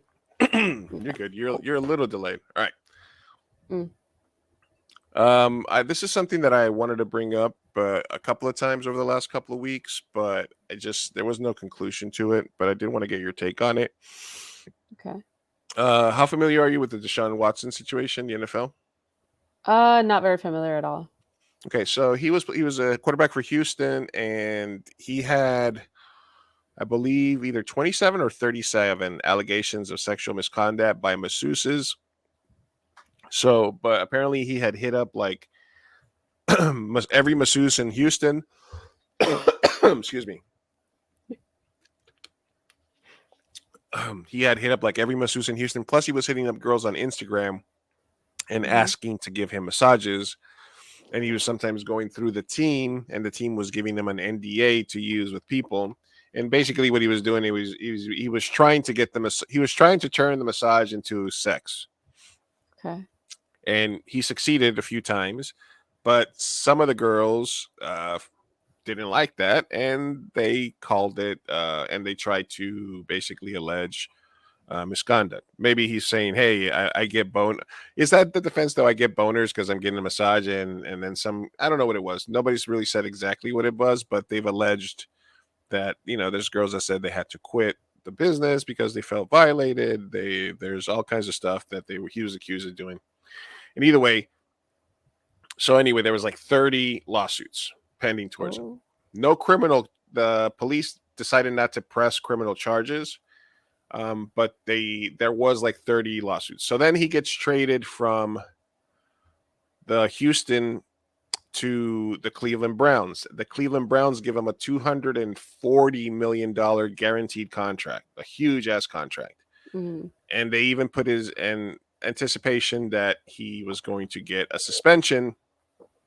Then the arbitrator heard it. They gave them 6 games. Now, mind you, they gave a football player who they found bet on football on like one of those FanDuel sites, just where you can bet. They gave him a full year for gambling. Like suspension? Yeah, full year, 17 games. and he got 6 games. Now they wanted to suspend him for a full season. Now they settled on 11 games and a $5 million fine. So at first 6 games, everybody was like, no, that's not enough. They want a full season. And now I guess they settled on 11 games and $5 million, which they could have pretty much figured this out like a year ago, but Jesus. Okay. But 30, like, to have to hit up like 90 people and just different chicks every time to get a massage, that's so fucking weird, man. It is weird because he's a professional athlete. I don't understand this. Yeah, I think it was more like the thrill of turning the masseuse into like a hooker. Yeah, it's probably like a, I don't know, like a power dynamic type of thing. Of like, ooh. But I don't know. Is he still in, like, is he going to trial for any of this, or No. there's 30 of them? He settled like, I don't know if it's like 27 or 37, but it's a ridiculous number. Jeez. And he settled all but like 2 of them, like the original one. Like the first chick that filed the lawsuit, she's holding out for more, I think, but the other ones all settled. Okay. And those girls turned around and sued his old club, and the old club and Houston just settled all of them all at once. It was like, yeah, no, we're not even going to fight it. Yeah, he was a creep. He worked for us. But I don't know, people that murder people in hit and run accidents get like 4 or 5 games. I don't know. I'm just saying that the NFL thing is all weirded what they, So it was just more of them saying they just have a long history of treating sexual assault and just giving very small, So slap on the wrists. Yeah. Yeah, a little slap on the wrist. All right. So Warner Brothers reportedly trying to smooth things over with Leslie Glaze. They may offer her the chance to play Batgirl in a different movie. What? Or give her a different role in an upcoming WV feature.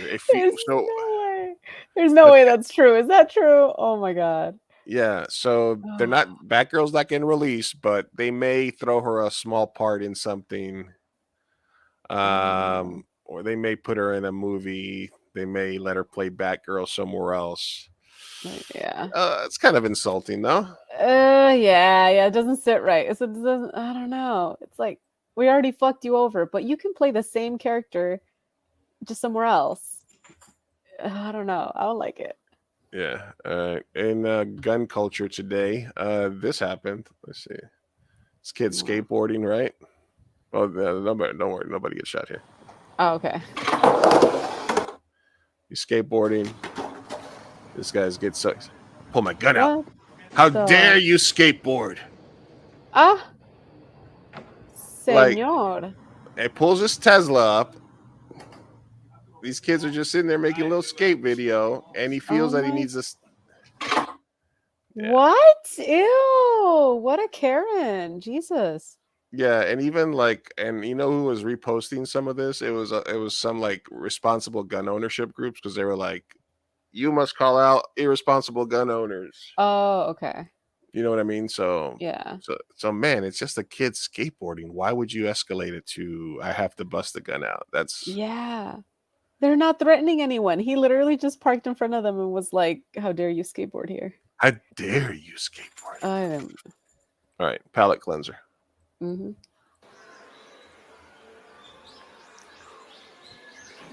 Oh.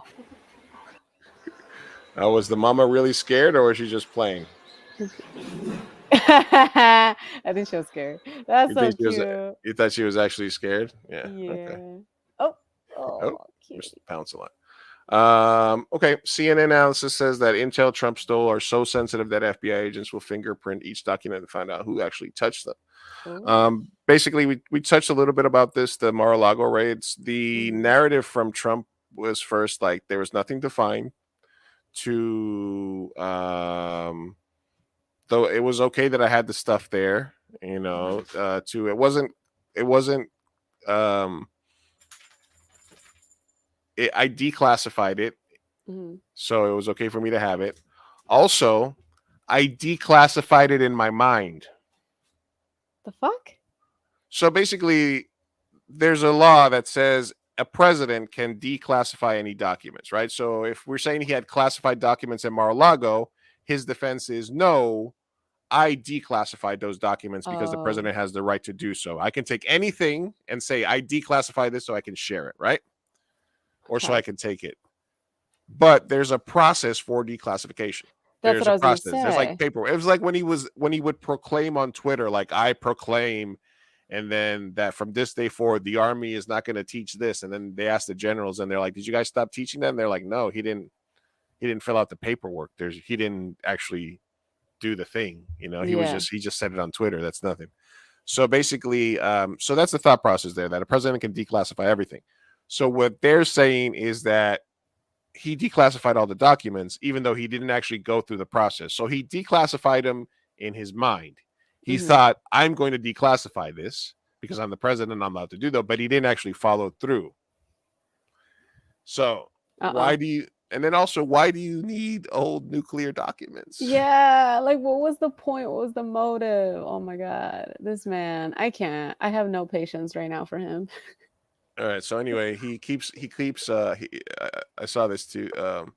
I love that Trump keeps confessing in writing. The chief of counterintelligence division came to his house in June to retrieve the documents Trump stole, including documents too sensitive to describe publicly. Trump still kept the documents and put a lock on the door. In early June, the DOJ and FBI asked my legal representatives to put an extra lock on the door leading to the place where the boxes were stored in Mar-a-Lago. We agreed. They were shown the secured area and the boxes themselves. Then on Monday, without notification or warning, an army of agents broke into Mar-a-Lago, went in the same storage area, and ripped open the lock that they had asked to be installed. A surprise attack politics, all in the while our country's going to hell. All right. Oh God. Then, yeah. So basically, A child. 15 boxes of White House documents. So that's basically the timeline of that. And then obviously it went from there were no documents to I was allowed to have the documents to if there are any documents, they were planted. Mm-hmm. Right. So they're trying to cover all of their bases. They're like, there's no reason to, even if they did the documents, it was because even if there's something there, it's because it was planted, et cetera, et cetera. They would have to prove that though. I don't know. Pinche Trumpy. This is not the actual picture, but they are going to release Kung Fu Panda 4. But then it was funny that whatever picture that they used was like this super buff Kung Fu Panda. Wait, who used that picture? What? I'm confused. Some animation news site, but they Furry, some furry news site. I think that's fun. That's just funny. People got mad that the Predator was fighting a Native woman. Predator versus white guy. Predator versus Native woman. Not happy. That was a thing for a while. Let me see what we have here. We don't need this. I'll save some of these for another one. Yeah. How many No Names ways do we have tonight? Just a few. One new one and then a few left over from last week. Okay, gotcha. And then a developer is making a game about a squirrel with a gun. Nice. Where you can rob people, I guess. And I guess shoot them. Fuck? Yeah, the squirrel's just. Yeah, this is squirrel murder, I guess. That is real, actual live footage from the New York squirrels. That's how they do it, New York squirrels. That's how they do it. They do. All right. So update on the George R.R. Martin thing, Game of Thrones finale feud. I was left out of the loop. I guess he's trying to distance himself a little bit because he probably got backlash for saying people were wrong. He should. When asked why he took a step back from production, he responded, "I don't know. You have to ask Dan and David." Blah blah blah. He said he was pretty much out of the loop during the final 3 seasons of the HBO show. So I don't know. Do you believe him? Yes and no. I mean, again, they weren't going off of his books, but I doubt that he was out of the loop fully because they needed his okay before they did stuff, right? Because they didn't know where to go with it. And also there's confirmation that they were in talks. So I don't know why now he's retracting. Yeah, I think he's just trying to get away from it. He's trying to get away from it a little bit. Yeah. Yeah, no, because you can't. Yeah, because there were reports that they confirmed with him, and he told them he had the secret talks to tell him where was going, Basically, then he had his blessing. He kind of told them where things were going to end, but not how they were going to get there, stuff like that. will you watch House of the Dragon? No, no Mhm. interest, zero interest. No, are Zero you? interest. I don't Not at know. all. I don't know. If you do it, I'll do it. I'll I'm not give gonna it watch away. it. I'm not gonna watch it like week one though. I'm not. Okay. I want to watch that Mexican the Fool, the Mhm. Fool show, the Mexican, the Fools, and then the Okay. I want to watch League of Their Own on Amazon, which is Yeah. supposed to be super gay. You might like that one. Ooh, okay. I'm Yeah, in. they steer heavily into the lesbian angle, I think, because Sounds gay. Count me in. super gay. But I don't think I'm gonna be there day one. I might once this I'll see how people are reacting and might check it. Like the same way I'm not gonna. Are you gonna watch the Lord of the Rings show? Nope. No. Still have not finished watching the movies. Yeah, no. So Claudia, don't hate me. I'm sorry. So I don't know. Like I said, no, I don't think dude, like literally it was like there's no show that has just taken this big a dump at the end. Like I have I have zero interest in rewatching the first 5 seasons. Mm-hmm. And I used to rewatch them before the new season came out. That would Yeah. be the thing. Before season 4, you go back and you rewatch everything. Before season 5, you go back and rewatch everything because there was so much time in Exactly. between. I don't even want to. I think I tried to watch episode 1 when I was like, oh no, I can't. Yeah, it's because I'm excited for the book. So the minute the book drops, I will buy it. I will read it. I just have no faith in the writers for the show. Yeah, unfortunately, you're true. Yeah. So. All right, and this is another palette cleanser here. This is weatherman finds out he has a touchscreen. I can do that? No way! Remember that? I gotta try it. Hold on. Oh, Can you that's believe cute. that? Just touch it. You can go anywhere you want. That's so cool. I did not. Can I zoom? Wow. Oh man, it's a great day. It's a great day. He's so excited. Start this morning. Our temperatures are warming up. Wow. Yeah. Oh, So that was adorable. yeah, that's good. That's wholesome. That's what you call wholesome. Yeah. That's what you call wholesome. All right, this one was a funny one. I stole her earrings when she was in 6th grade. That was you? I couldn't keep them though. I gave them to my cousin. What's something you've done she doesn't know about? I fucked your boyfriend 2 years ago. Oh, Is that why you guys broke up? Why? I'm sorry. Can you go away, please? I stole her. wow. Those were not equal. They were so unequal in severity. Wow. Okay. yeah. Somebody was like, yeah, exactly. Like she said that like they were similar. Yeah, exactly. Oh my god. She said those like yeah. Those earrings must have been really close and near and dear to her. She's like, bitch, you stole my you what? earrings. I stole your I boyfriend. steal your boyfriend. All right, this was something that I saw I think yesterday.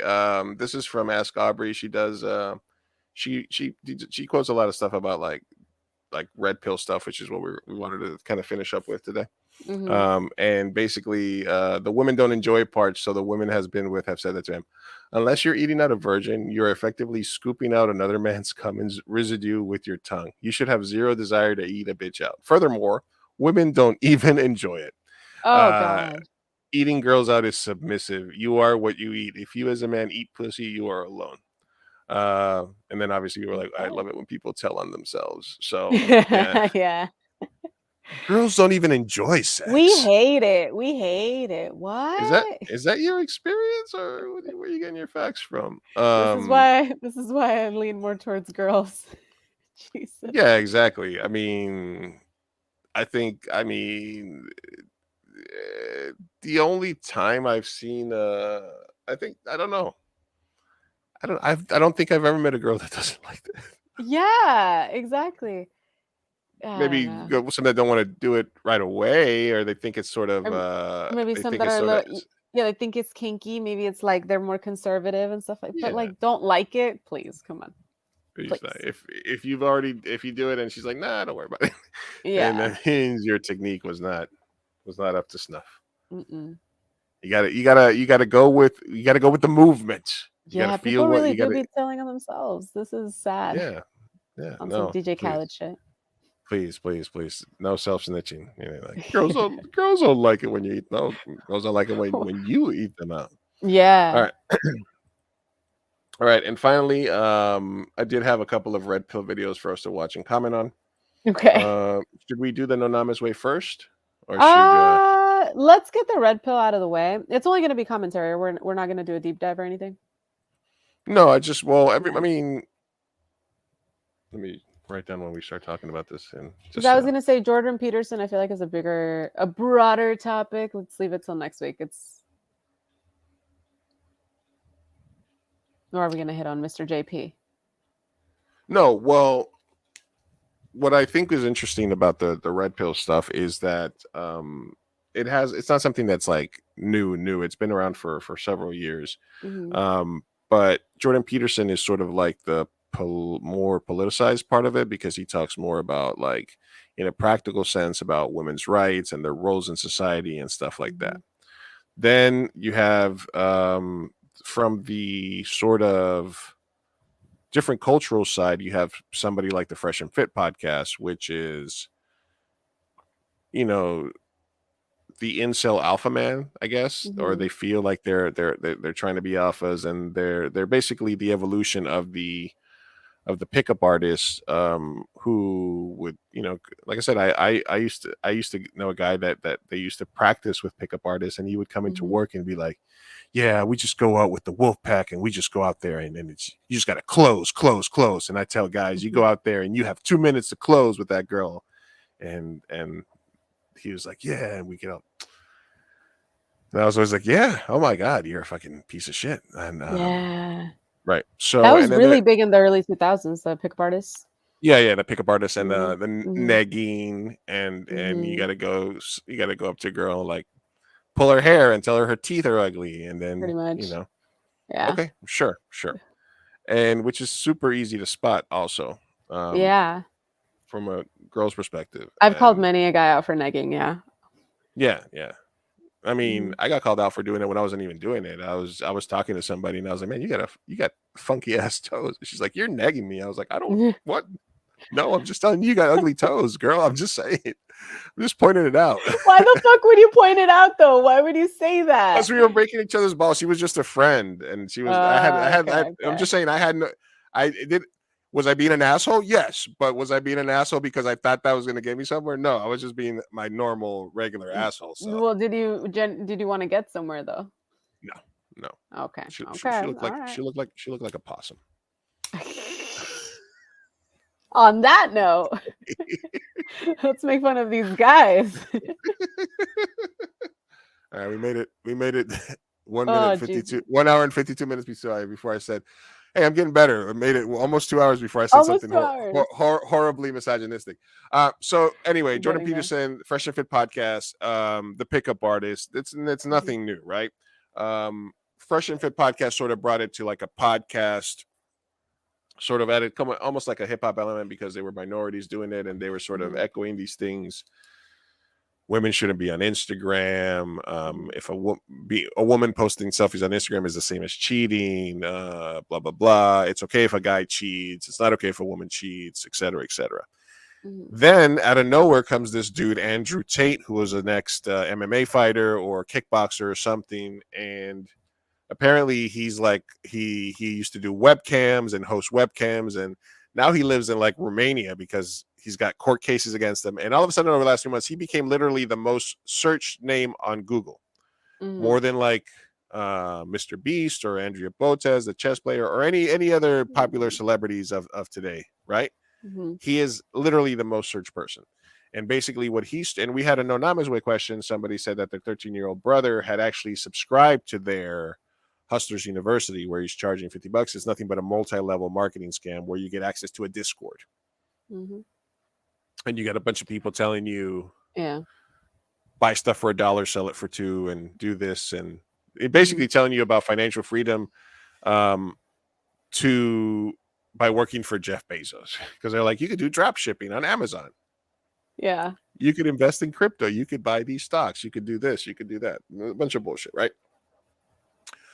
But it's become super popular, and obviously, it's affecting people. If 13-year-old kids are getting their mom's credit card and they're fucking signing up for this stuff because they think it's going to help them get laid, Mhm.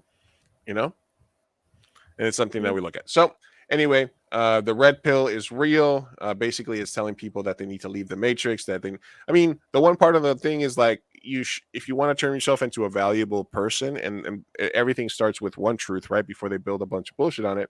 Yeah, you should try to be the best version of yourself that you can. You should try to. You should. It's if you want to get better, if you want to have more options, then you go to the gym and you work on yourself and you work on your hygiene and you find a look that works for you, find a hairstyle that works for you, and you try to make more money. That's all normal shit. That's just being a better human. But a lot of the other stuff where women shouldn't drive and how your relationship as a self-proclaimed reformed sexist, you're going down the wrong path. All right. Yeah. So here's Andrew Tate on why you should stop giving girls attention. Inflated. So there it is, takeshinkai.net. And I talk about how male attention is hyperinflated and women women enjoy unlimited male attention. So how do you add value to something? Well, you make it scarce. Gold has value because it's hard to find. Gold is everywhere, wouldn't have value. Yep. So I teach guys to put value on their attention.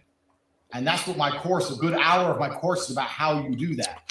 And my very basic principle is the way you put value on something is to restrict it. So I restrict my attention absolutely.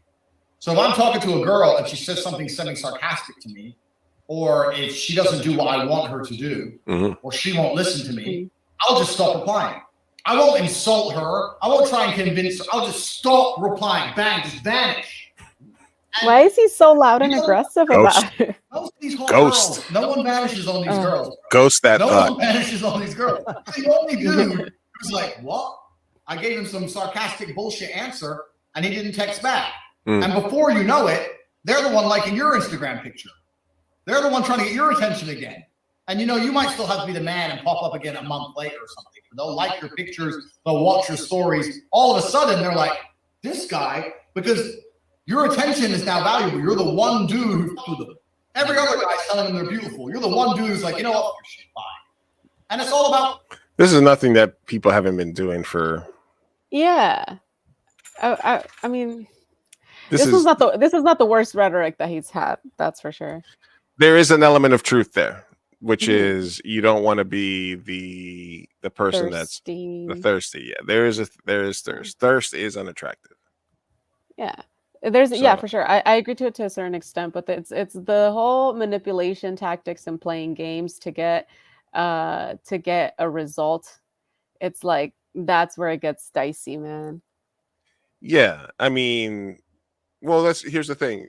Okay, and we're gonna watch something in a second that's really that I was laughing my ass off about because it's kind of about the same thing, but yeah. So there is not being over anxious,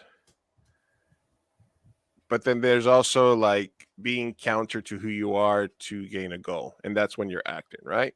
If you're being somebody that you're not, and because to get to the end result, then that's where you're kind of being creepy, right? You have to just sort of find that place in yourself where you can be a little bit cooler and just be a little bit more, not necessarily distant, but just be honest and and you have to be able to pick up on cues and clues and shit like that. Yeah.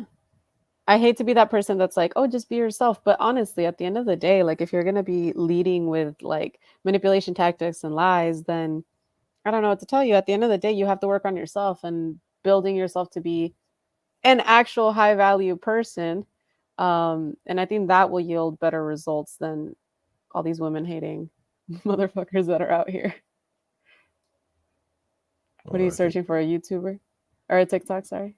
Yeah. Hold on. No, this is a compilation, but there was one in particular that I wanted to see. I wanted to see if I had it queued up or not. I don't. It wasn't meant to be. Hold on a second. There was a guy and he was like literally crying because, or Hold on a second. Where is it?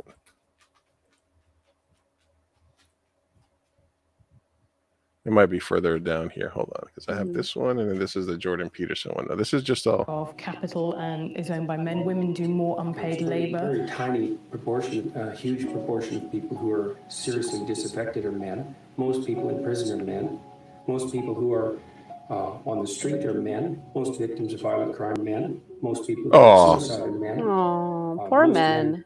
Most people who die in wars are men. Feel sorry for us. People who do worse in school are men. It's like, where's the dominance? With the sad music behind it. I know, the little tiny violin. Successful men, and using that to represent the entire structure of Western society. There's nothing about that that's vaguely appropriate. Oh. And that's it. It's just that snippet. The whole interview is fascinating. Go ahead and hop on to the comment section of that video. It's really interesting because what that comment section shows and what the stuff that's going on with Will and Jada really just proves is that women really do believe, they truly believe that their hurt feelings justify a physical response. And it's really interesting because whenever you hear stories of a man hurting a woman, unaliving a woman because his feelings were hurt, it's always chalked up to being toxic masculinity, which I'm not sitting here saying that it's right at all. I don't care how hurt your feelings are. I don't care. You do not have the right to put your hands on somebody. You don't. Like, this is literally something that they teach you as children in grade school. This woman got sentenced to 120 years.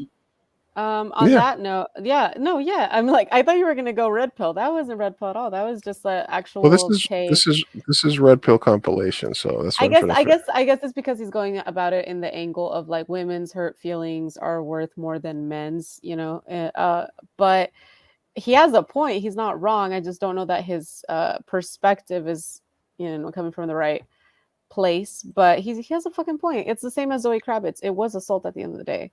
And no, he's right. Nobody's hurt feelings should result in physical harm.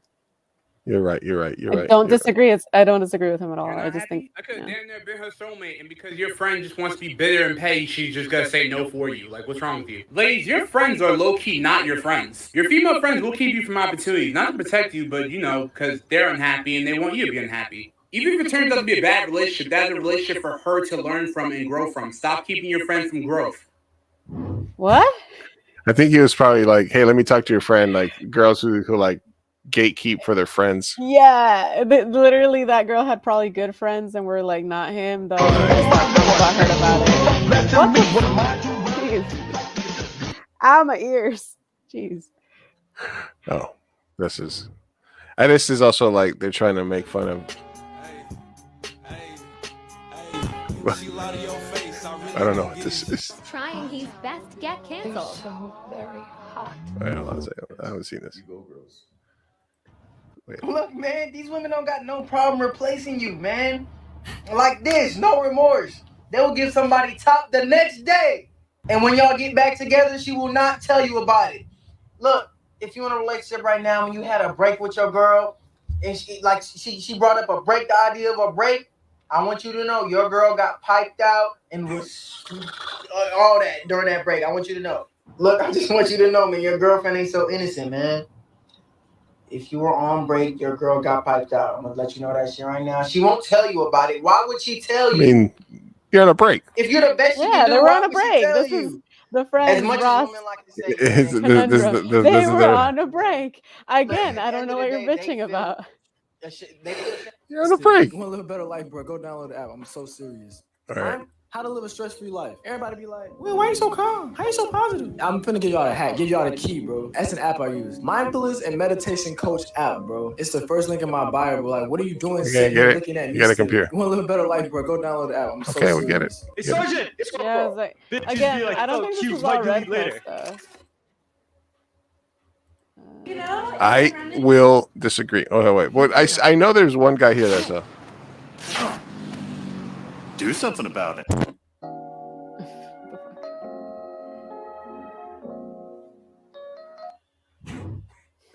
What'd you say? Wait, what was that one?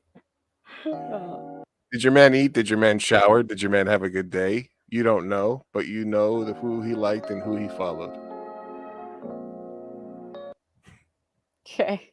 Okay. All right, I get it. I All get it. right. I get the point. All right. I get it. I understand what you're trying to say.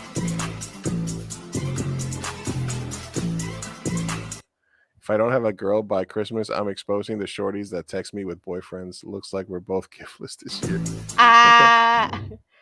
Yeah. Okay. Okay. This is more like Yeah, it's more like slightly Yeah. aggressive misogyny, but it's not. Like This it's more is insolish. yeah, that's what I was gonna say. Okay, yeah, this is more like just sensitive butthurt guys. Go get the gym. Yeah, this is definitely more incelly and less red pill. Okay, let me just see if I can find that one kid. I was looking. Wait, hold on a second. Where is that This guy? is like just sad, you know what I mean? No, there was a guy that was literally like when you realize that you're catching feelings for a girl, but you remember that you have to act like an asshole if you really want her. Or he's like when you catch yourself replying back too fast to her or something like that, and So you just don't do that. Why are people playing games? then she just realized that you can't really be too cool with her if you actually want to be with her. All right, let's just see Andrew Tate, why modern women are hoes. Game, dating, all that kind of stuff at the moment. We're not watching the whole thing, please, are we? True, in your opinion. You know what's changed the dating game completely? Instagram. Technology, yeah. Instagram, that Why one am I app agreeing with him? has flipped the dating game upside down. Because every single girl is now in competition for those Instagram pics. They all want to be living that life. They all want to be in Dubai. They all want to have the picture on the beach. Everyone wants that shit. I mean, I'm telling you now, as a top tier man, which is what I consider myself, as a young, tall, strong, rich millionaire with a Lambo and all this shit all over my Instagram. Instagram is the number one dating app for me. I can load up my Instagram 24/7 and open my inbox, and there's some girl who's liked something or asked me some bullshit question she doesn't care about to try and get me to reply, or followed me and liked 20 pics. Like Instagram's huge for me because it's easy for me. But if you don't have an Instagram page like mine, then it's going to be a bit harder. But this changed the game, Instagram, man, because I get people saying, oh, yeah, you can just go to Ukraine and get some hot girl from a village. That hot girl from a village has 200,000 followers. She knows she's hot. These girls ain't, it's not like it used to be where they were just like little girls. They know the game now. They're getting offered to Dubai this week. I don't know how other guys do it, but you can't sit and chat shit to a girl for months and months. It gets boring. Yeah. Oh my God. I mean, how much you got to talk about? So you have to have a system in place that's going to allow you to escalate and elevate. Basically, have a Bugatti, be a top tier man, be a top tier man. The reason it's so hard for all good women, if they see that under the correct circumstances, if things work out, they might end up married to you with children. Whereas Western women just think, oh, well, he's funny. I'll just fuck him for a few months and whatever. Oh, now I have a kid. Oh, I'm a single mom. They don't think ahead. They don't think, will I marry this man? If you American women are dumb. American girl who she's gone out with, would you marry him? She's like, no. Then why is he? We don't like, think. For what now? You know, so it's just a completely different ahead. view on relationships. Basically, it's nobody's fault but the women, and all women are hoes, and it's okay for my favorite one. I think we played it last time, which is my women don't have no need to be going on vacation. Like, you don't need to be going on vacation with her friends. When we go on vacation, we go on vacation together. I know somebody's gonna try to fuck her. If I know somebody's gonna steal my car, why would I park it someplace? Kind of like that. He also moved to Romania because he literally said that it is like not frowned upon to commit rape over there, basically. I'm like, this dude is just so like, I think that he right now is enjoying the publicity that he's getting. Yeah, he skyrocketed. He skyrocketed out of nowhere. I was like, what the fuck? Like, and I guess I'm a masochist to a certain extent because I like to listen to some of this stuff just like from like the Hasanabi perspective and stuff like that, debating. Because these are such misogynistic, short-sighted, overgeneralized points that they're making. And unfortunately, it does take a toll on young men that are just seeking approval and are seeking to like Jordan Peterson, for example. I feel like his audience are made up of younger, impressionable men. And that's because he started off as he's a clinical psychologist, and so he was a professor, so he is very articulate and he makes some good points. I used to actually quite enjoy his content back when he was more into the psychology base, the Jungian underpinnings of the Maslow hierarchy of needs and all that shit. And he would talk a lot about, like, his books were mainly He had some honestly interest. wisdom, like he has some interesting takes on philosophical like Yeah, takes yeah, yeah. The basically, first the but they first were content I saw of him was mostly him talking about like how come like something like the Germans and why they followed Hitler and like why they were, you know, Mhm. like it was more like you said, like socials. Yeah, you're right. Yeah, it was more so also about like self-help books that he released, which was also all citations, kind of. Like it's not something that he invented. It's like, okay, have morals, have values, clean your room, stand up straight to look taller. Like things like that you're like, okay, those are good things to teach a young man and everybody in society, right? Normal shit. But the thing is, once he went super like far right, now he's talking like anti-trans, and he is very anti-feminism and like all of these takes. So when they overlap, you have an audience of men who see you as this like, philosophical god, and are too lazy to, like, frankly, to look at other people's perspectives. So they see you and they're like, okay, well, Jordan Peterson's take, I agree with him. I thought that his book was very insightful. So now when he has an anti-trans take, or when he talks about how women should be in the kitchen, now they're kind of like, okay, well, maybe he's right on that too. And it's an introduction into the red pill area. And that's when we get into the extremist, fresh and fit, Andrew Tate. And those are just blanket out misogynists. There's really like, not a lot of Yeah, for me when I was quality a kid, arguments. I think for me when I was a kid and when I was growing up, I Mhm. think the equivalent was Howard Stern, because he was on the radio every day and his show was so misogynistic. It was Mhm. just so extremely, like they had bits where they would have women that wanted to come on and be evaluated. So they would sit there with a laser pointer and point out every flaw that they had. And it was always like this aura of like masculinity and like, I Mhm. expect when I get home my wife to like greet me and be on her knees and blah blah blah and then have food ready and all this other like really Mhm. horrible shit that when you're a young man and you're looking for like a role model. And I didn't really have like my dad was much older. He didn't really like talk to me about stuff like that. He was just there. Mhm. When you're looking for a role model and you've already had this sort of patriarchy and other shit installed in you and you hear something like that continuously, yeah, it can affect your mind frame and make you act a Mhm. certain way. And it takes like a woman like slapping the shit out of you or just your friends to be like, dude, that's stupid. or your Figuratively speaking. or your mom to snap you out of it or something like Yeah. that, to sort of come to or just growth. For me it was just Mhm. growth. For me it was time and learning to just with it just evolving. Yeah, evolving. And so, but yeah, so I kind of just that just popped together in my brain right now. That I mean, like, what was the equivalent for me when I was a kid? And I think it was that. Mhm. I think it was kind of somebody that was in my head every day, and I was just like, yeah, that's what I want to be. I want to be the fucking dominant guy, and the woman's gonna be my fucking, Yeah. and that's how it's gonna, and that fucks you over, that that it fucks you over, but like in practice, if there's a woman that's sort of like she's fucking you despite that. It's because there's something Mhm. else that she liked about you. You know what I mean? It's not Yeah. because you were. It's not. It's because she liked your hair, or she just was into you for some other reason. You know what I mean? Mhm. Like that's. I don't think ultimately that's what's going to get you over the finish line. Mhm. IMO, as they say in the streets. IMO. IMO. And then the fresh and fit, like I said, that's kind of like the same bullshit. That's kind of like there. But then Andrew Tate is like Jordan Peterson, but like crossed with Vin Diesel. You know, Yeah, yeah. he's like Which guys really gravitate towards, I feel like. yeah, because he's Jordan Peterson, but he's like, but also buff and with a Bugatti. You know what I Yeah. mean? He's also doing that jet set Instagram What? lifestyle. He's a pyramid schemer. Like, not gonna lie, when I was younger, I fell into a pyramid scheme too, and it was all of that. It was like Absolutely. all the all these videos that show you like this is the life you can have, and it's very much Andrew Tate-esque of like, look at the cars and you can make this much money and blah blah blah. So you do crazy shit.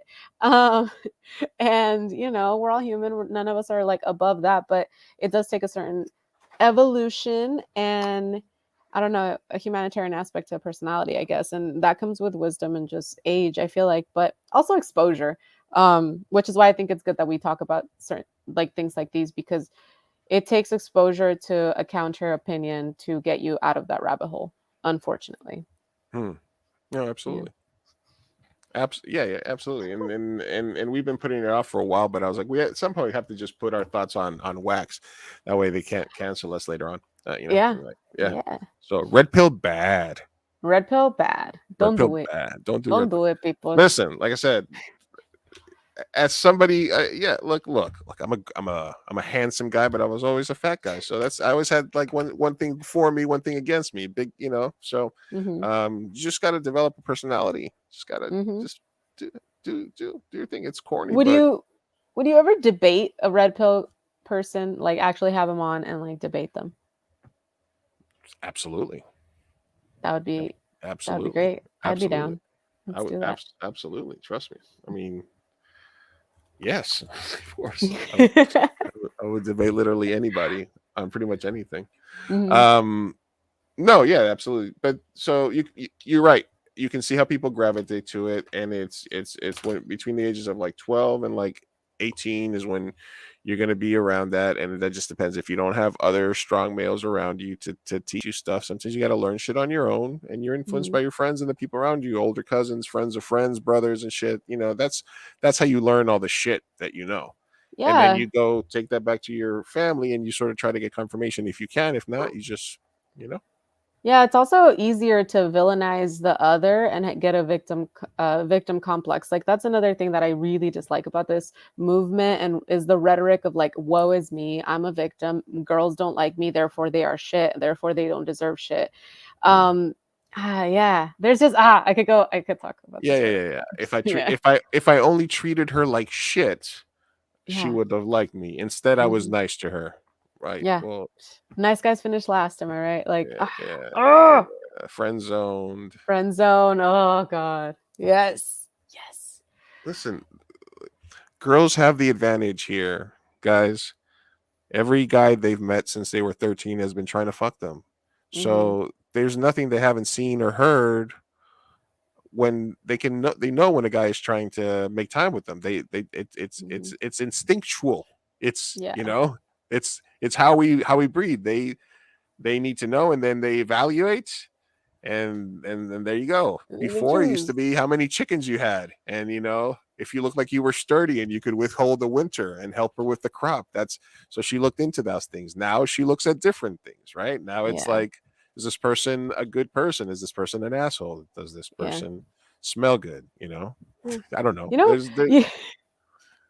There's so many factors. Both instinctual, bred into our DNA, and then day to day. So there's no such thing. What something that gets me also is like, these are the men that are overgeneralizing and saying all women are like this, all women are emotional creatures by nature, blah blah blah, right? But these are the men that are being such little like bitches, and like they're just being so overly emotional and sensitive about rejection. Like they really, at the end of the day, these are men that can't take rejection, and so they lash out. And I don't know, when did you learn to take rejection? Because I feel like I took it pretty badly at first, and now if I ever get rejected, it's kind of like, nah, all right, cool, you brush it off, Did you ever have a victim complex? Like, oh man, like, I don't know. I mean, I don't want to say, I guess I was a bit of a simp early on in my life in terms of my relationships with women, because, and that all kind of extends from your relationship with your mother to some degree, kind of the same way with girls and their dads. It's a factor to it. So I had some separation issues based on that because of time I spent away when I was a kid from my mom. So I think I went into it with a little bit of desperation about distance. You know what I mean? Because it just, but that was like my internal thing, right? So I think that probably was my biggest hindrance in terms of sometimes being too simpy or too clingy, you know? So I think that hurt me probably early in my career. In my dating career, yes. In my degree, then I put up big numbers for a while, and then I settled in. But yeah, I think eventually every guy's path is different. It's going to be based on their relationships and how they grew up and what they're taught and stuff like that, and then who's around them. So, and then what you look like and whether you're athletic and shit like that. It's going to be different for every guy's. Like it's cliche, but some guys peak later, earlier. A lot of the people that were getting action in junior high school and high school, then they end up stuff like that. I mean, part of that's true. What I was going to say, so for me, I think it was more realizing that the friend zone is not a thing. I think that's what it is. Yeah. I think for me it was meeting somebody, and then even if I was attracted to them or something, just feeling it out, and then genuinely trying to get to know the person, and then realizing, and then if I didn't see any signs, and then I would just let that part of it go. Meet somebody and you're attracted to them, and you start trying to talk to them and see if you vibe, and then you see if it goes anywhere. But if not, it's not like you can be like, oh, this is just a friendship. I don't want this. I wanted you to fall in love with me and bang me, right? So I think at some point you either get that or you don't. You either understand that you meet somebody, you see if you sometimes if you're a man and a woman and you're attracted to each other, or you're attracted, one is attracted, you sort of see if you can vibe. You peek up a little bit, you fluff your feathers, you try to display what's good about you and see if she bites. But sometimes they do and sometimes they don't. And if they don't, then you met somebody that you at least vibe with in a certain way, and you're like, this is a friend now. Yeah. So, and the quicker that you realize that, the easier. And then just live your life. Like we need friends. You need to know people. It's good. It's not a big deal. Yeah, but there's also a sense of entitlement of like, oh, she owes me to give me her time, to all that stuff. And so it sounds like you didn't have that sense of entitlement, and you were able to brush it off as like, all right, well, we could be friends then. That's cool. Or like, oh, yeah, I don't want to say I've never had that, and I don't want to say that I've never felt upset that I was putting work, as you would say. Yeah. But then you have to go back and realize you were just putting in work. Yeah. Right. If you get mad that she didn't choose you, or if you're talking to the girl and she's like, "Oh, I want to break up with my boyfriend," and you're like, "Yeah, you should break up with your boyfriend. He treats you like shit. He stood you up at that party the other night. You should come hang out with me. I would spend every day with you." And you're like, "Okay, I'm gonna break up with my boyfriend." And then 3 weeks later, you're still fucking talking to her every day, and then all of a sudden she's like, "Oh no, I'm still with my boyfriend," and then you're like, "Fucking bitch." Can't believe it. Can't believe she didn't break up with her boyfriend and bang me. No, then you have to look back and be like, oh, I was gaming. I was not being me. I was doing this for a reason. Ulterior motives. Yeah. Even though if you do a good enough persona and if you're a good enough actor, you can attract somebody. It's not like it's not never gonna work, but if you're trying to be a person and you meet somebody and you're mad they didn't choose you, you got to really take a look at what your motives were. People are going to make the decisions they want, but yeah, no, I've definitely been in a position where I felt that way, but I think the older I got, the more you realize, no, it's men and women, it's usually pretty quickly on that there's a spark when you meet somebody. There's usually something there. It is rare that you're like, oh, we were friends, and then one day we looked each other in the eye, and then we were like, oh my god, Yeah, but it happens, but I mean, usually you get an idea early on, or the first couple of times you spend time with them, or whatever, Anyway, so that was the Red Pill Hour. Yes. Finally got to it. All right, we're almost home. Yeah. Even though we had a momentary 15-minute segment where you couldn't connect. I know. We got to cut that out, man. Oh my God, my internet. I'm still in the hotspot, by the way. So my phone decided to It's just a be lot better. nice. A little bit better. Yeah, Yeah. I have it marked down. We got a whole segment to cut out of the audio part. All right. Nice. So let's do it. Now it's time for No names way. No names, way. No names. I love All right. it. So finishing out I think we had one new question, and then I had a couple that we didn't get to last week. All right. So let me just go through these in order. I want to art bomb random electrical boxes and want to be smart about it. Is it super necessary to use oil-based paints? Does it have to do with electricity safety? Does it last longer? Sir, this is a Wendy's. Yeah. I was This, like, I understood none of that. Art Bomber. I don't know what to tell you, Art Bomber. I don't have any experience bombing random electrical boxes. I would say I would try to stay away from any super wet paints. I would maybe go paint markers because I'm pretty sure I've seen those tagged up. So if you want to do something on an electrical box, I would say ground yourself.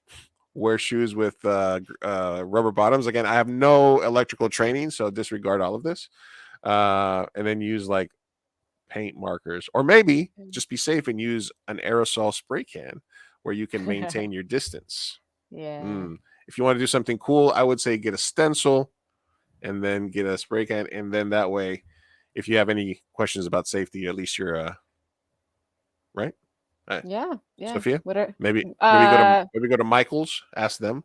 Yeah, there you go. Ask the counter lady at Michael's, and then let us know how it but went. not Hobby Lobby, but not Hobby Lobby. Not 'cause Hobby Lobby. We don't do they're that. hard. That's bad. All right. They're terrible. So thank you for submission, even though we don't know a lot about art. I love art. We tried. I'm sorry. Hi. Let me see. Okay, I'm trying to go down here and see what the names of these Hi. people are. Hi. How you doing? Damn. Okay, here it is. Mm-hmm. I need advice. All right, so I'm in love with my best friend. We did that one. I'm a heterosexual single Latina. We did that one. I was listening to the new pod on 1.5 speed. Lou's stories are shorter. Thank you. Do you have a preferred way to listen to pods, and what are some of your favorite that you listen to? That's kind of a sideburn, Lou. Yeah. Those rants are shorter. I love that. Thank you. Sideburn. I listen to them on Spotify, solely on Spotify. Very rarely. I don't listen to a lot. Lately, my favorite one has been this one called Se Regalan Dudas. It is so good. It's two girls literally talking about just like philosophical stuff. And they'll have guests, and they'll just it's good. It's super good. I highly recommend it. For random lighthearted stuff, I listen to a lot of Colleen Ballinger stuff. So they have the Relax podcast. That one's pretty cool. And then I love anything Kyle Kulinski. Like that's my political. So I have like a psychology, political, and then just random shit. So those are kind of my three. Anything Kyle Kulinski. I think he has 2 podcasts. Yeah. Kyle what about Kulinski. you? Kyle Kulinski, love him. I don't listen to a lot of podcasts, unfortunately. Like I know I'm a podcaster, and I used to listen to Joe Rogan until he started going super crazy when he just had cool interviews on. Same. I miss the old Joe. I mean the old Joe. And I used to Mark Maron's once in a while, Corolla again before he started getting super political. No, I mostly listen to like YouTube clips. Sometimes also you got to remember, like I told, I'm sort of like I dip my toe in a lot of buckets. So I'm also a sports nerd. So I listen to. I think if I listen to any podcast, it's like fantasy football related or something like that, or something super geeky, sports related, soccer related and stuff like that. So that's kind of because I don't like listening to a lot of podcasts, because I've listened to so much radio and stuff that I'm already copying a bunch of different people, or like I'm influenced by a lot of people, like people that broadcasters that I admire. And I do little things from each of them here and there. So I already have sort of like a style that I borrowed from what I really like from broadcasters. So I don't want to end up copying anybody or just kind of, you know what I mean, being derivative. And then not podcast, but Hasanabi, I watch his stream a lot, or watch a lot of his clips. Yeah. We're Love gonna be Hasanabi. like Yeah. eventually Same. we'll be the Latino Hasanabi. We're not that loud. We don't talk that much shit. Do we? We do. We do. I Oh my mean, not god. much, but I We mean, do. all right. So thank you for your question. What was this person's name? True crime or nothing? Yeah. Yeah, I can't get into true crime. I'll watch. I'll watch a true crime YouTube. I'll watch. I'll watch it, but not just to listen to it. No, I have to be watching it. Yeah. Yeah, or I can Like on if I yeah, I'll put on yeah, I'll watch it. I mean, I'll watch a lot of documentaries. I'm a big documentary watcher too. Me too. All right. Let's see. The next question is: I suspect my boyfriend. We did that one. Mispronounced word. We did that one. Where's the other question here? I met a cute guy on an indie film set. We did that one. That was the MAGA one. Oh yeah, Okay. you're right. Okay, here it is. I keep having bad dreams about my partner's worst traits. I've been in a semi-casual relationship for the past 3 years. My partner and I see eye to eye on most things, including not being super militant about who we spend time with. Don't ask, don't tell rule. About past relationships. However, I know for a fact that when we first got together, she was still seeing someone else before finally ending focusing on our relationship. I flirt and probably also have a few ongoing messenger convos that she would not like, but we are at least not a couple that constantly check each other's phones or anything like that. Okay. Recently, I have a reoccurring dream about her lack of loyalty or my perception of that. It's different every time, but it's basically me having nightmares occasionally about different scenarios where she's cheating on me. I know that it's my brain figuring shit out, but my question is, does that mean I subconsciously want to end the relationship? And since it's a dream, I don't want to bring it up. Please, I'll feel stupid. But then again, it's obviously on my mind. Help. And this is from Bad Girlfriend Dreams. Okay. All right. That one's layered because they were in it casually. The other girl was seeing somebody. And then you have messenger messages that she wouldn't like. So it's like that line I use, which is, I don't have a girlfriend. I just know a girl that would get really mad if she heard me say that. Yeah, exactly. See, exactly. What the hell? No, that's exactly it, though. Like, okay. So messengers. Thinking... I feel your pain, bro. Yeah, like you're considering breaking up with this person for having dreams of them cheating, yet you are doing things that they would likely break up with you for. You have to figure out your monogamous situation. Do you want some sort of free open relationship? Do you want to be fully monogamous? Because it seems like you're not doing it to its full extent. Well, they said, and it don't like ask, don't tell about previous relationship. Does that don't ask, don't tell extend to dreams that you're having? Yeah, because he said they're allowed. They don't worry about who they're spending time with. But if you're not worried about that, then why would a dream piss you off? It's literally a figment of your imagination. I mean, you're the one with the master's degree. it's yeah. I'm gonna defer to you on the dream interpretation part. I don't know. That's getting a little Freudian, too Freudian for my taste. If you're having different scenario dreams where she's cheating on you, maybe is it a dream or is it a fantasy? Because maybe you have a cuck fantasy. Maybe try to explore that. Maybe that's what you're afraid of. Maybe you're afraid of telling her, "Hey, if you're cheating on me, could you do it in front of me?" No, I mean, like maybe that's your thing. For me, what's the telling is not so much what's happening subconsciously and more what's happening. They literally put in the message, should I break up with them? Why are you questioning it? If you're questioning it, do it. Like, not gonna lie, like if this dream is something worthy of you considering breaking up with them, to me it seems like you're not in it. Because you can't even talk to them about it because you'll feel stupid. But I don't know, it just doesn't sound, the relationship isn't adding up. There's no communication here. So Sorry, yeah, I got this. Yeah, absolutely. Yes, that is a fedora. Somebody was asking me if it was a fedora back there. Yeah, that's a fedora back there. It's my dad's old hat. Yeah, fedora. I love it. No, I guess okay. To specifically answer that question, I think the key is if the dream is you working things out in your mind as you're trying to say, and you keep having these scenarios in your brain where she's cheating on you in different varieties, then and again, the side action would be, and it doesn't excite you, and it's actually and the dream is perturbing as opposed to exciting for you. Because check yourself on that and be honest with yourself.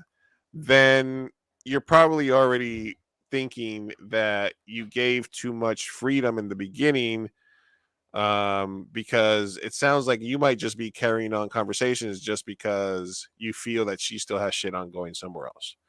So I think if you knew for a fact that when you first got together, she was still juggling, which until you guys make it official, she has a right to do, obviously. Depending on whatever parameters you guys set for yourself, that's each individual relationship, then you probably already want to break up. Yeah. So I think you probably thought you were cool with the yes, keep it cool, but it takes a steel hand to fucking navigate the streets of the polyamorous and the fucking open relationship streets. Yeah. It's not for the faint of heart. No, people think it's easy, but it's Yeah. like you have to be a meta communicator, like communicate about everything. It's hard work. And then you gotta set your parameters and you gotta stick to them. Are you gonna tell each other about every time you fucking every dick you Well, suck? there's still a possibility of cheating because you set your boundaries, you set your rules, and then people can still break those. It's like the whole threesome thing where it's like, oh, we had a threesome, but now can I have sex with her when you're not around? Exactly. No. Yeah, it's like, was that what we agreed on? I mean, she was here, and since we had gotten that threesome, I thought, hey, this is just like a continuation of that. Without you. You believe that?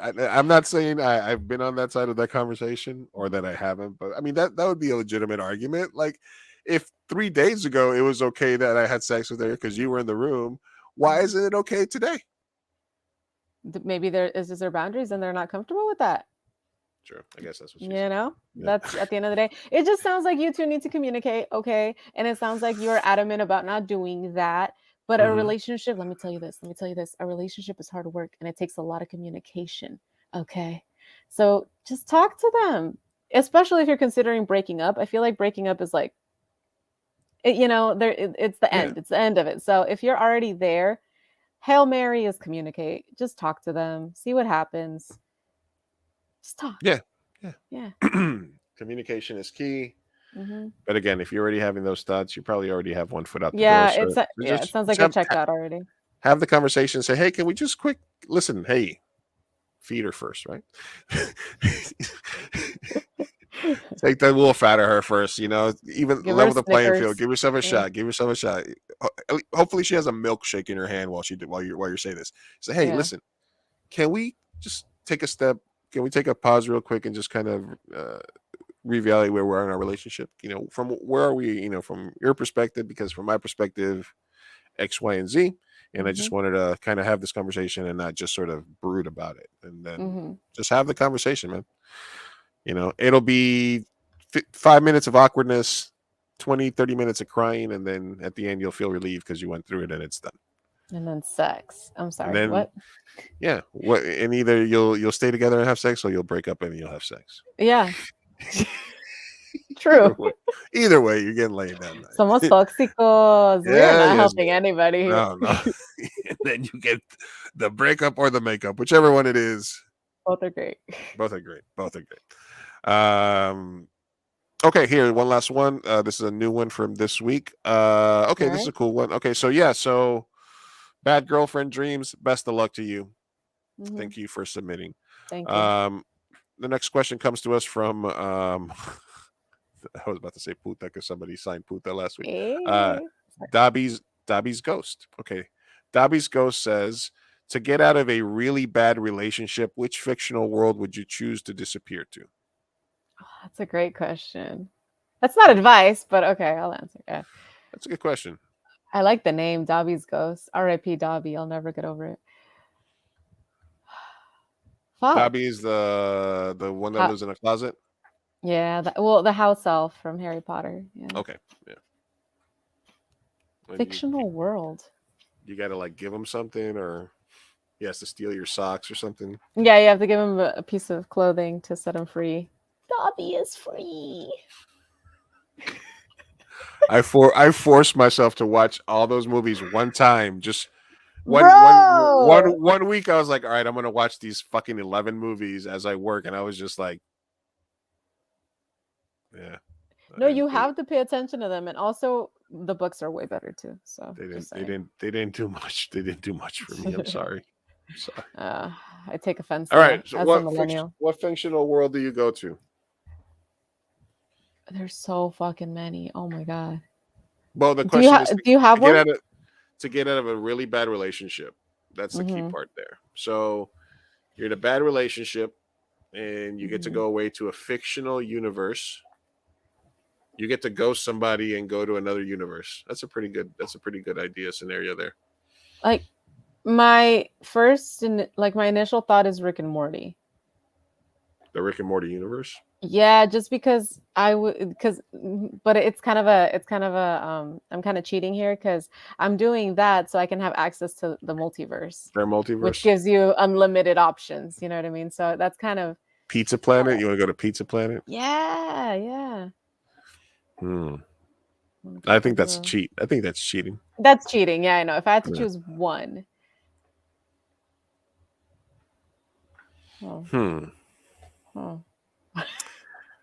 My initial thought would be from TV culture or popular culture would be BoJack Horseman universe, because it's that hybrid of real animals and anthropomorphic animals. And there's like Quentin Tarantulina, who's like a tarantula, but then there's like an Andrew Garfield is just a human, right? So I love BoJack so much, and I really like that universe. So I think that would be my first choice. But I was also thinking, like, what about like book universes? Oh yeah. You know, like Lion, the Witch, and the Wardrobe, maybe, or like go to Narnia. Okay.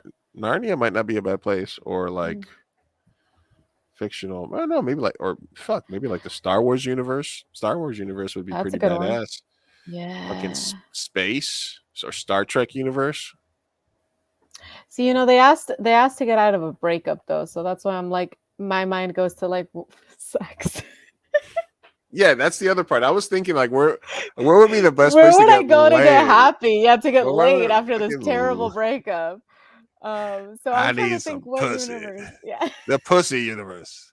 Hustler University. What do you guys That's why I said Rick and Morty, because then I'm like, I could just jump to every planet, every universe, whatever. Yeah. No, that's a good. I mean, it's hedonistic a bit. That's like the F, Marry, Kill, where you always have to marry Oprah because she's rich, right? You always have to. You always have to pay. Yeah. Also, can you stop with the bone for 2 seconds? All right. My wholesome answer would be Harry Potter, though, probably, because I mean, come on, magic, Hogwarts, woo.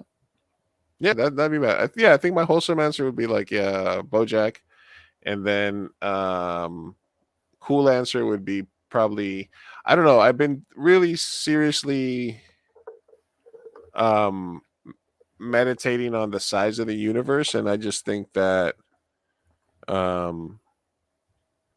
that's one thing that I like the time that we lived in, you know, because we're only here for like an instant. So I enjoy this time. And I'm happy that we didn't grow up like in the 1900s or something. Where I love this future. Yeah. Because I was talking when you go out, you know, I had like 6 things on my screen the other day, and I was just like, "This is the fucking future." Yeah.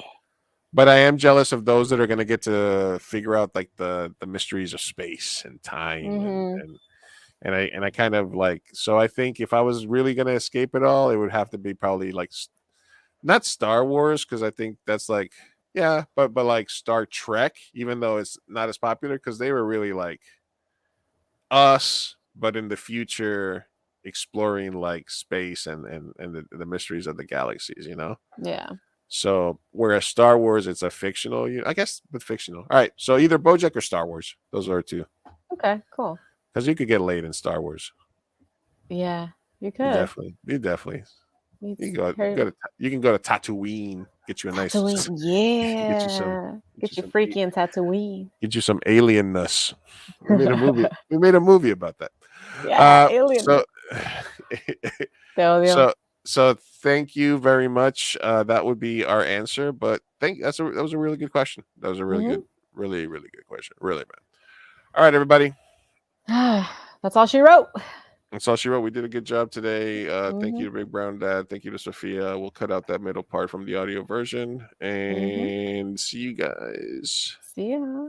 Hasta luego. Hasta luego. If I could just find the button. So yes, keep saying goodbye. Goodbye. Deep. Nos vemos. Peace out.